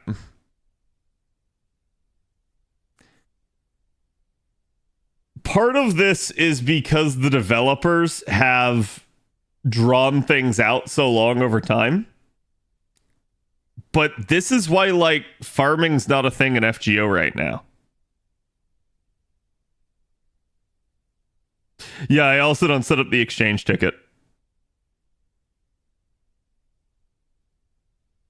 Ordeal Call is literally a stall fest. Yeah.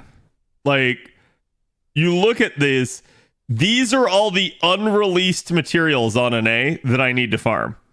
So I need 77 of the hides from LB7. I need 269 of the dice from Ordeal Call 1. 170 of the Ordeal Call 2 mat. And barely any Ordeal Call 3 mats. At all. And I haven't even updated this. Is Cad rolling in P5 Arthur? Cad already has Arthur in P5.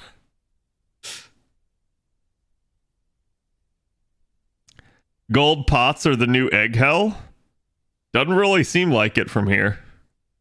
It can't be an egg hell if I only need 6 of it.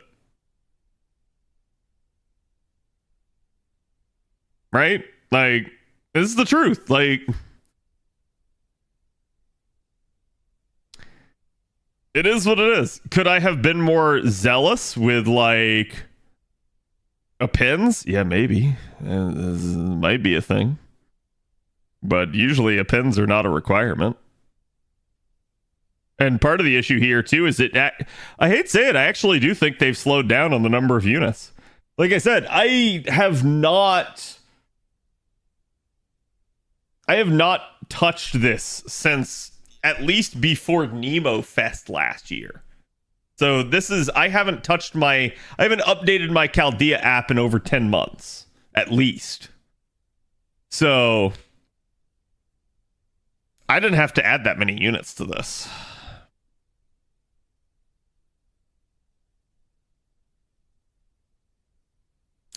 Now, let's go. Usually you can find where I'm at. So it looks like Charlemagne is our Huckleberry here. So Charlie is where I last did updates. Go look at the skills.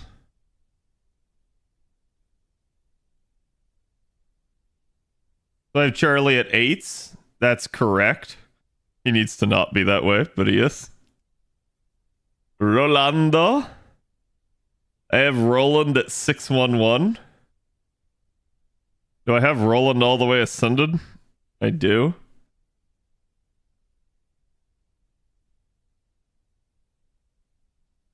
Yeah, usually the Ascension's the dead giveaway. Trung Sisters.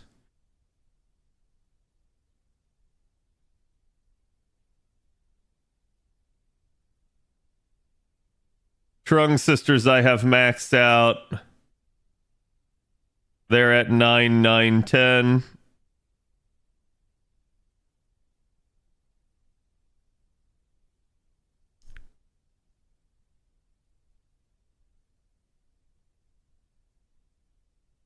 Gareth.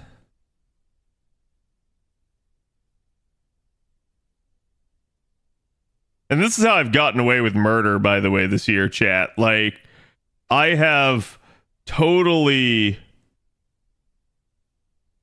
avoided updating units and upgrading units if I didn't have to. Gareth is level 80, but Gareth is 111 still. Why? I don't have to level up my Gareth skills. There's no pressing need. Keisuke? Oh boy, Keisuke. Yeah, Keisuke's right where he is. Keisuke is level 1 still. I have not even bothered leveling Keisuke. He just exists in my Chaldea at level 1.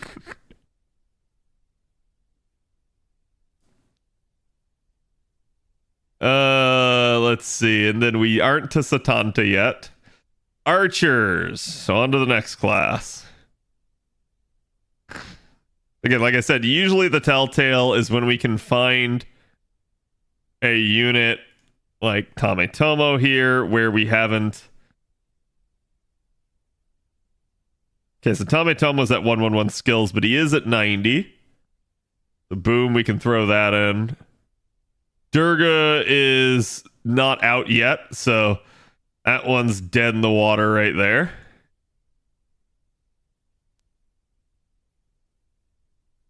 This is just me updating the skills now at this point.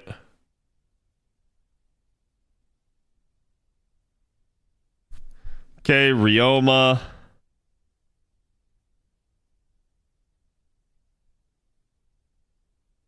Ryoma's at 111, but he's also at 90. So you can see it's like I leveled the unit up. I didn't bother with their skills. That's how I haven't run out of QP, chat.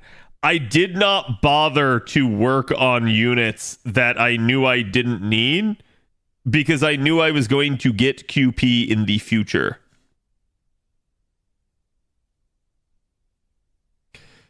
She is maxed out. She is also 111. And it's also why, like, you won't see me put these units up on support. I usually won't put up a 111 unit. DQ is level 80. Also 111. Oh, I do have Banana. What the hell?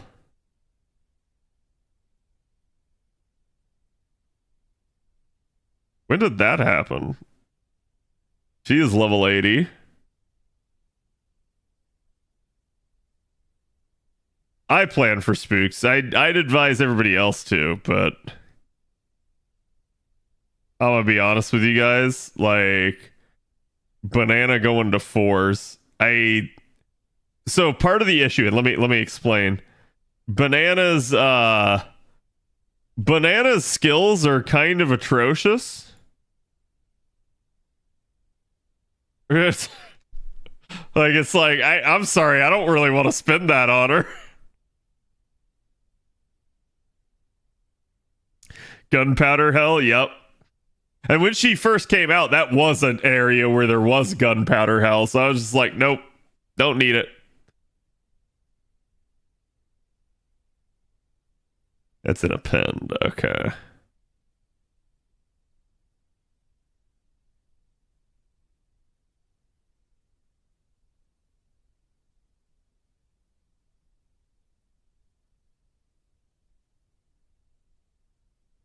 You can see I have some uncompleted stuff, but it's complete as needed type deal. We don't have Breedomart yet. Okay. Writer.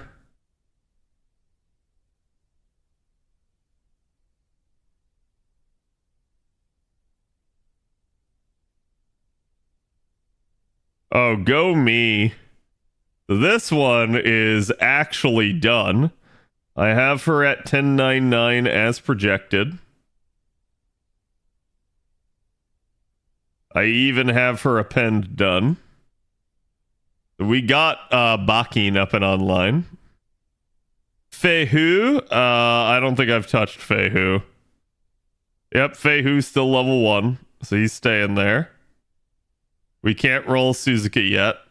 I wish. So, Caster.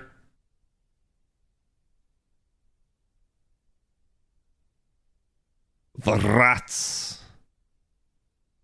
We are the rats. The rats are maxed out. They're at 9, 10, 9.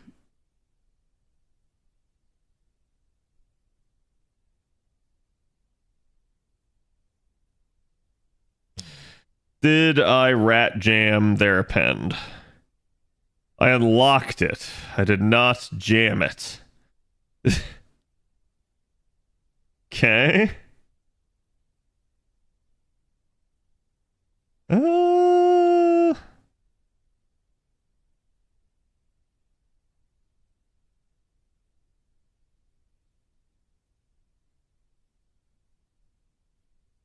Wait. Really? Oh no, okay. I do have him. And he is maxed. Okay. That scared me for a second there. I went like, hold on. So you can see I don't have any plans for Zhang's skills. I probably should, but it is what it is. He'll be done as necessary. Wu is at least maxed out, but she's still at 111 skills. And we are not to ace yet. Assassin, we are on the Summer Valks. And they are at 9, 9, 10 as I laid them out to be. And it's funny because like I do a lot of these upgrades without ever looking at my stuff, but you can see I kind of know. Let me check Semiramis.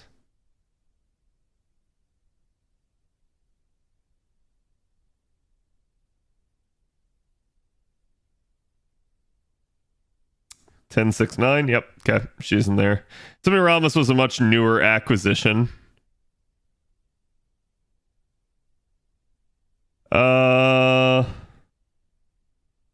Koyan's appends? Did I ever do those?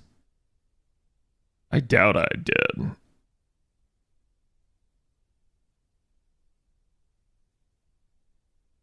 Well, she got to 8s at least.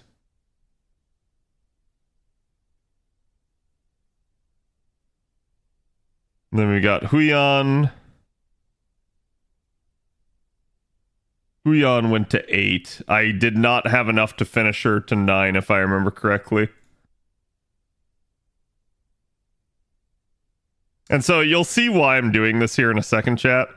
Can't get any more assassins for right now.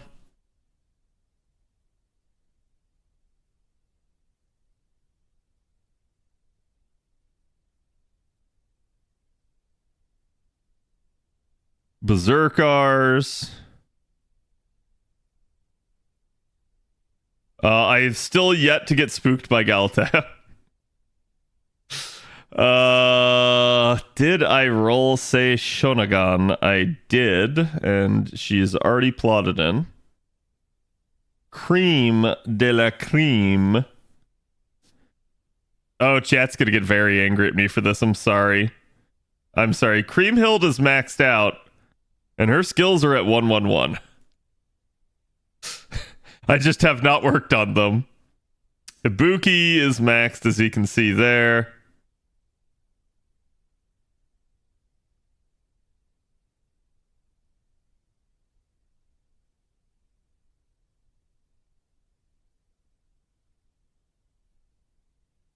Angry Tea Lady is maxed, but only at 8, 10, 8.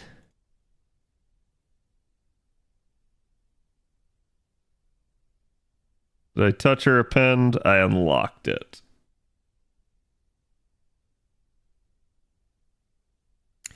Can't have the rest of those. Ruler didn't roll Mori.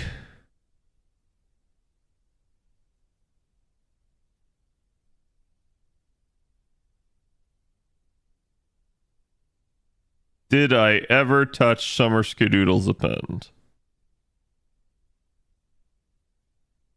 I unlocked it. Man, I am lazy when it comes to these. I unlocked the append. I didn't level it. I say lazy. It's me saving myself time and energy, basically. And saying, hey, I'm gonna need something to work on during a lotto. I usually need QP dumps during a lotto. So leaving unit skills until then really works for me. So EO is at 9-10-9. And yes, I did max out her append.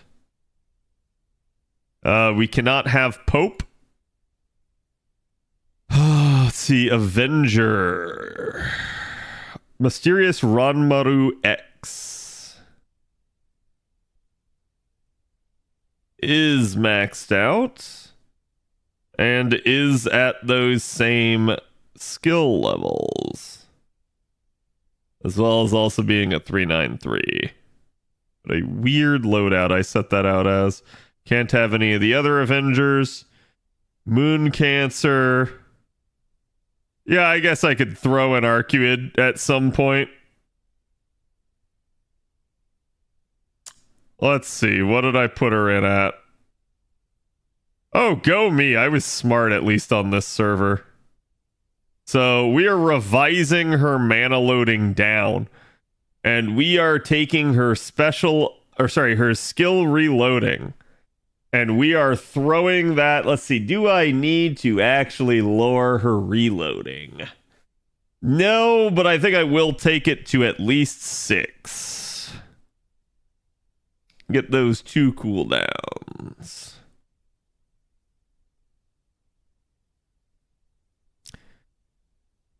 You know, Chad, if they were going to give us anything early on NA, I would certainly welcome the 5th append early as opposed to the animation updates. But I doubt they do that. Especially since they still don't have the fix on their end. Hey, chat, look, I still haven't upgraded my Janako. Oh, wait, I don't have one. Somehow, I have evaded the spook this whole time. Shielder is done. Alter Ego. Shufu. Shufu is maxed out and at 9-9-10. Oh, damn, I guessed right on that one, too. Go me. Have I touched any of Shufu's? Nope, I probably should unlock her mana loading, but that is what that is. And we can't have Rara Rasputin yet. Did I do Bunyan's append? Nope. Did I do Tai Sui? Yep. Tai Sui is at 9-7-10. What? Why did I lore that second skill? No, I would never have done that. Oh, it's gotta be the freaking buff removal resistance. Okay, fine. I'll leave that in there, but that just... I'm not doing that until I have to. The game is gonna have to make me before I do. Okay, looks like I took all of Tai Sui's appends to 7 for God knows what reason. I guess I decided to be wasteful that day.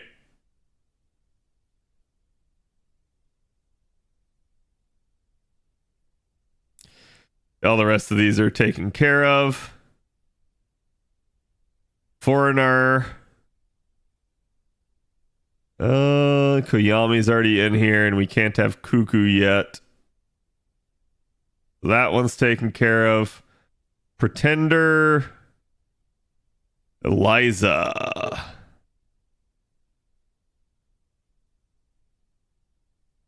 Eliza's in here at 8-10-8. Oh, go me. Same thing. I guessed and got the exact same answer as I did on JP. And then I think I have lowered her mana loading because it was kind of... Oh, no. I've unlocked her mana loading. I was gonna say, it was kind of required to have the mana loading, at least, for the most recent node if you were trying to do her. And we can't have the city or anyone else. There are no beasts available yet on NA. Therefore, now there's only one other change we need to make, chat, and it's right here. We need to go in. You know what? I'm going to even tell you how much QP I have at the moment. Boom. So I'm still sitting on 400,000. That is enough to do at least one whole unit, probably two. So, like, you can see, I planned this. Going into the lotto, I'm low on QP, but I'm not out. And if I had to desperately work on someone, I still have enough there for about, you know, somewhere between 1 to 3 units. So, like, I'm okay. I'm in the danger zone, but it's not, like, critical, right?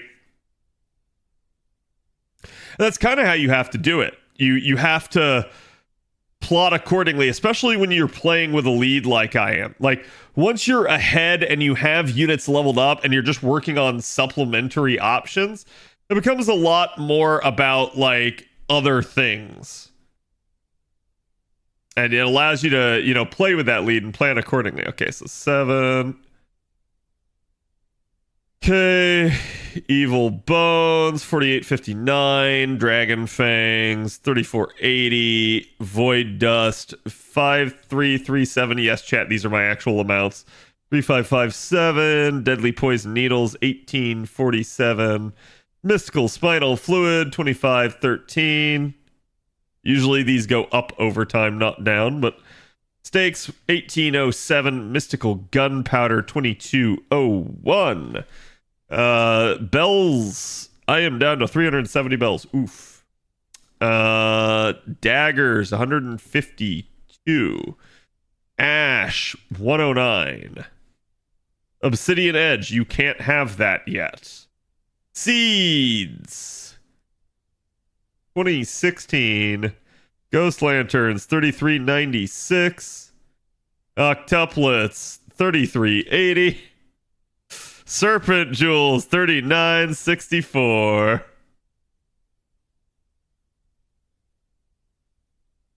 Phoenix Feathers, 1377. Eternal Gears, 1562. Forbidden Pages, 3553. Munculus Babies. Meteor Horseshoes. Great Knight Medals. Shells. Oh, wow, that actually shrunk. I'm surprised. Magatamas, 983. Eternal Ice, 545. Giant Ring.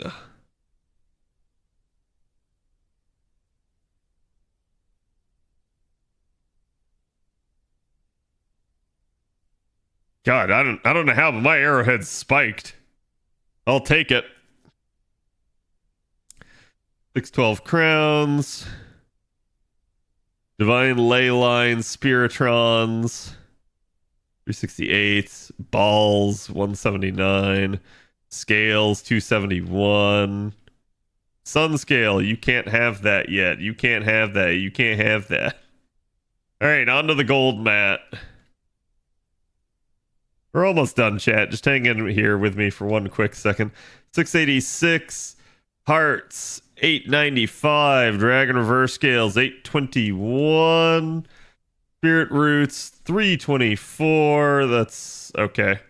444, 433, 428. Not much movement in the gold mat department, because again, there's a lot of units I haven't worked on. Whoops, that was the wrong amount there. Scarabs are 322. Lanugos 531. 326. Divine Wine 691. Reactor Cores 389. 233. 1. Eggs are spicy. Because I'm certainly low at the moment, but I project to be okay over time. 51. And see, you can have temporal differences where it's like, oh, okay, the only issue is currently. That is to say, into the future, I will alleviate the need with how much I get from other events.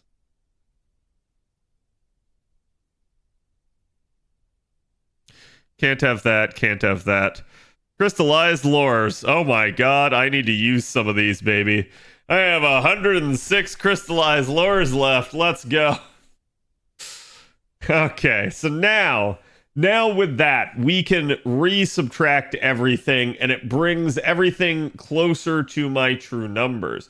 So look, I need to be farming basically 6.5 a lot more. I'm going to have to farm 7 pretty hard, but not for the sun scales, more for the daggers, the obsidian daggers, and then a little bit in the ordeal calls. Those shells will take care of themselves, and realistically, Ordeal Call 3 is big nothing at the moment. So, yeah, this is a very interesting scenario. Like, basically, these will wrap themselves up. This is what I need to farm. These can't be farmed yet. Neither can these, so literally, these are the only 2 I need to farm. That's it. That's all I need. So... Now that I have that in mind, how much do I need to farm in the lotto, chat?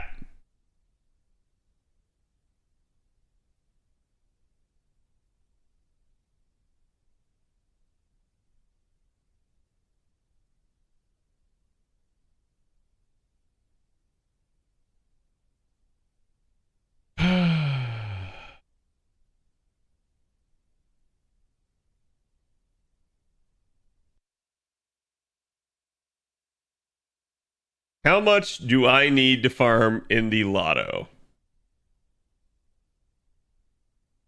10 boxes. That is the correct answer. The objectively correct answer. I must farm 10 boxes. Here's the thing. So, and this is another eye-opening one if you guys didn't catch this. How much QP do I need? 8.5 billion QP. Is that a lot? Yes. In fact, it's, again, like over 4 times the cap. Nothing. I'll get that easy. Yeah, I'll get that easy, chat. And yeah, like, okay, so let me farm 1,000 boxes. I couldn't do anything with it. I'd be literally just sitting at the cap because I can't spend it all. The issue is that is all a future need for the most part. Like, I could maybe spend about 1 billion of that right now. Maybe 1 billion. But like, no, I mean, we're looking at it being more like 7.5 billion into the future. So if I hit the cap in the lotto, what do I do from there? Right? Like, actually, I take the back. I probably can spend 2 billion right now. But it's like, yeah, there's not a lot I can do, right? There's just, it would go to waste. There would be no point. So how many boxes am I going to farm this lotto? I don't know. This is probably the first lotto in FGO that I actually truly gain nothing from the lotto. And it's because they chose to use all old materials. Like, and I'm dead serious on this, right? So what would be helpful would be if they had included, like, for instance, the daggers here from 6.5 into a lotto. That would have been nice, right? Because I need that. I need a lot of that. However, and this is another interesting thing you guys can look at, right? Let's look at the daggers. What do I actually need daggers for? You can see I own 152. I get 253 from events. That still leaves me needing 700. Why?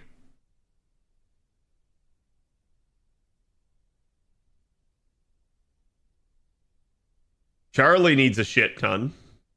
But I don't need Charlie up and online because I have Okitan. Roland needs a ton. I don't need Roland. He's not my best single target.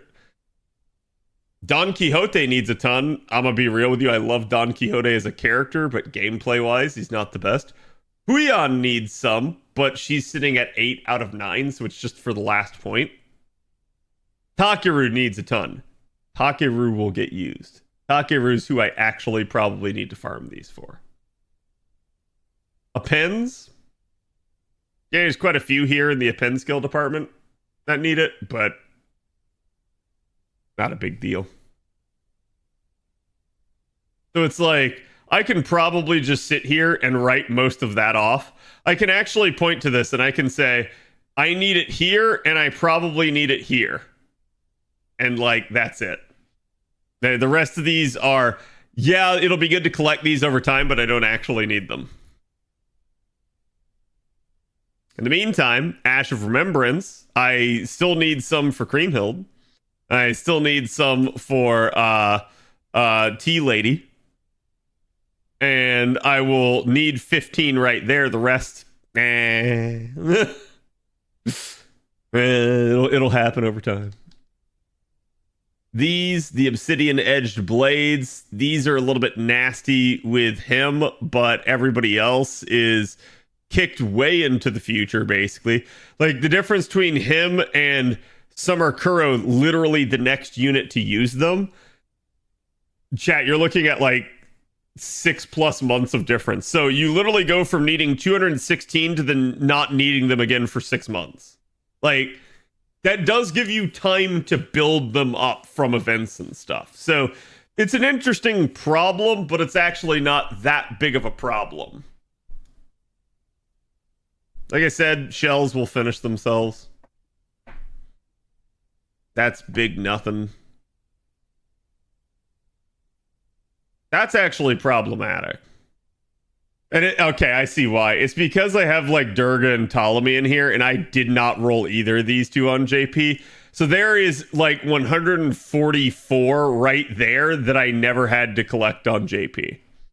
So like for me on JP chat, it was this, these three, these two, and like I guess technically that, right? But it's like, yeah, my need for them on JP was way down.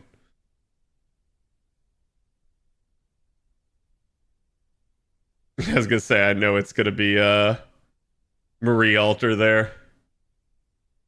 Actually, I didn't realize how bad Seal was for that. But yeah, this is not bad, and all this tells me is that like basically until the Lotto, I'm just going to go in and sit on 6.5's node. That's it. That's all I'm gonna do. I'm just gonna go sit on the 6.5 node and grind these out, because that's all I need. You got tickets for new mats as well? Yeah. So it's like and I know you guys keep saying that. Like I said, I don't plot tickets in because that's why like I look at something like the shells and I just go, I don't actually need this. This is not a problem for me. I just go, I'm good. I'm fine. This isn't an issue. And I just kind of ignore it, right? And to be fair, I think that's the best way to handle this sort of thing. Go after the materials that you desperately need. Don't bother with materials that you only need a couple of. Because while you do need them, like, you can target focus. Like, for instance, you just rolled Castoria. Well, yeah, you should do everything you can to get Castoria up and online. She's pivotal to your account. She's going to make a huge difference. But after her, how badly do you need the next use of that material? And that's what you should be asking yourself. How badly do I need it? Like, chat, I don't pay any attention to the coin needs down here. They just are what they are, right? I only look at this. And technically that, but I still don't. So, like, that's where my actual farm is right there. And as we already indicated, basically everything over here can't be farmed. This, which is shells, does not need to be farmed. The next bronze mat, next two bronze mats actually can't be farmed. So where should my attention be right now? The joint node for these two, arguably. And honestly, not even the joint node. I need to just go find the best node for the daggers. Because if you look, I own 109, I need 163, but I've got 235 coming from events. that situation will probably get a lot easier. So, Shell's already dead for me. Yeah, it is what it is. So, and that's the funny part. So, for instance, where we got the Shell Ordeal Call node that allowed a lot of people to kill Shells, I'll already be done with Shells. So I won't need that node nearly as bad. That will give me time to go farm, again, Ordeal Call 1. Being ahead pays dividends. It lets me refocus. I needed to plot tickets to figure out I don't actually need to farm like 5 silver mats. Yeah, like I said, I don't bother to plot the tickets. I'm sure if I did, it would kill some of these even harder. So, not to mention Shell Lotto. Yeah, that too. Shell Lotto will make me just not care about shells ever again. So, yeah, it is what it is, right? Like, that's where my focus is. That tells me I don't have to care really about this Lotto. Does that mean I won't farm this Lotto? No, I will. But I'm going to go ahead and say this, chat. I don't think I'll do my 500. And don't be disappointed in me if I don't, right? There's really no benefit to me to do it. All I really need to do, work on what I need to work on QP-wise. Like, finish some of those units that I hadn't done the skills for. Cap out my QP. Stuff my Lotto box full of embers. And then I'm good. That's it. All I need. So whenever I hit that point, I'll be fine. And I'll be honest with you, I could probably do that all on round 1. In fact, you know, we have an event guide for this.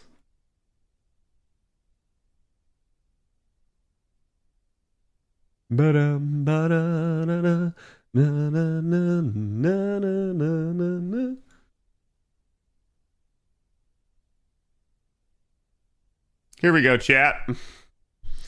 So, with this in mind, I have this and I have this.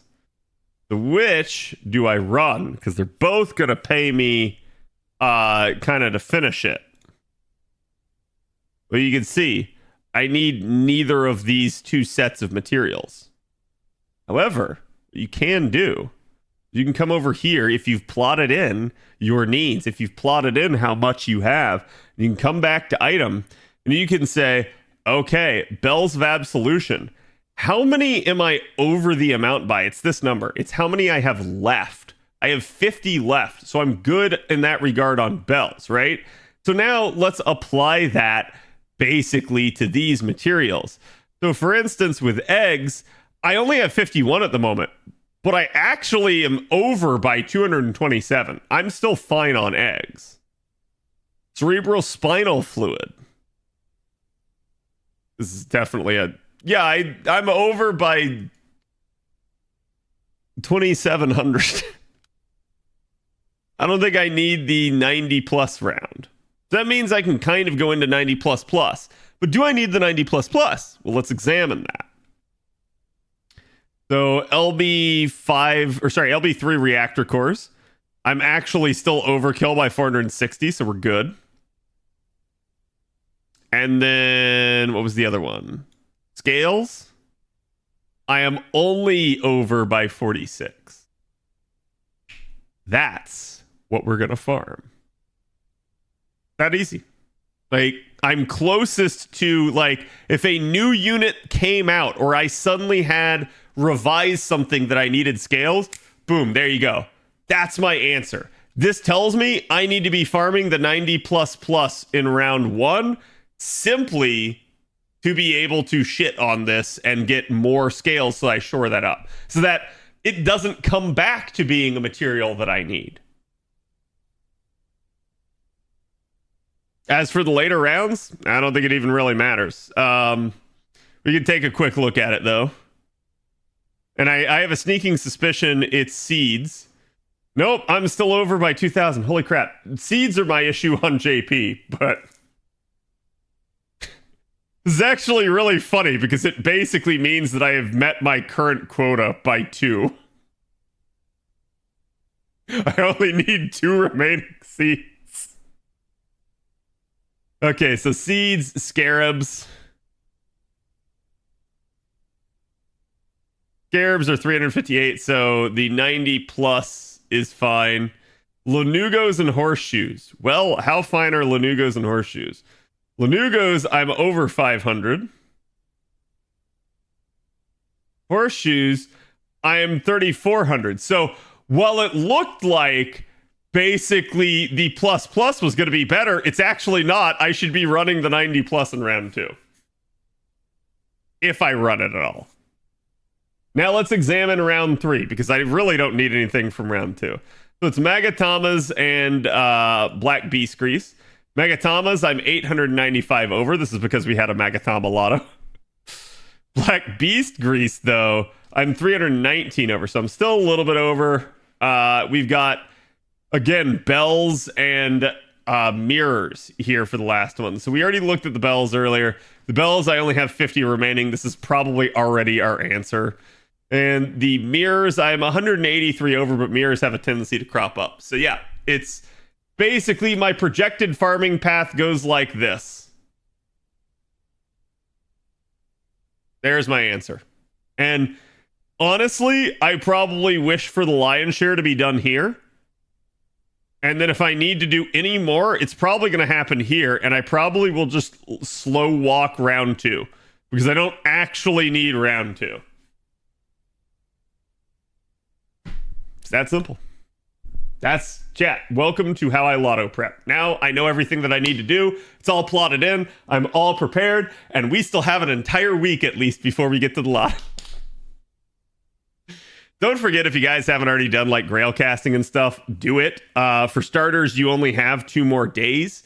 But even then, consider the fact that you might want to get it done before the lotto, that you don't have to do it during the lotto. Especially if you're like managing multiple servers like I am. Usually a good idea. Bells are like a 93% drop rate, which is nice. Nice. Ridiculously thankful to whoever made that super spreadsheet. It was totally Avalon. Okay, chat. That's going to be it for me tonight. Let us see who all is on. I don't see very many people streaming.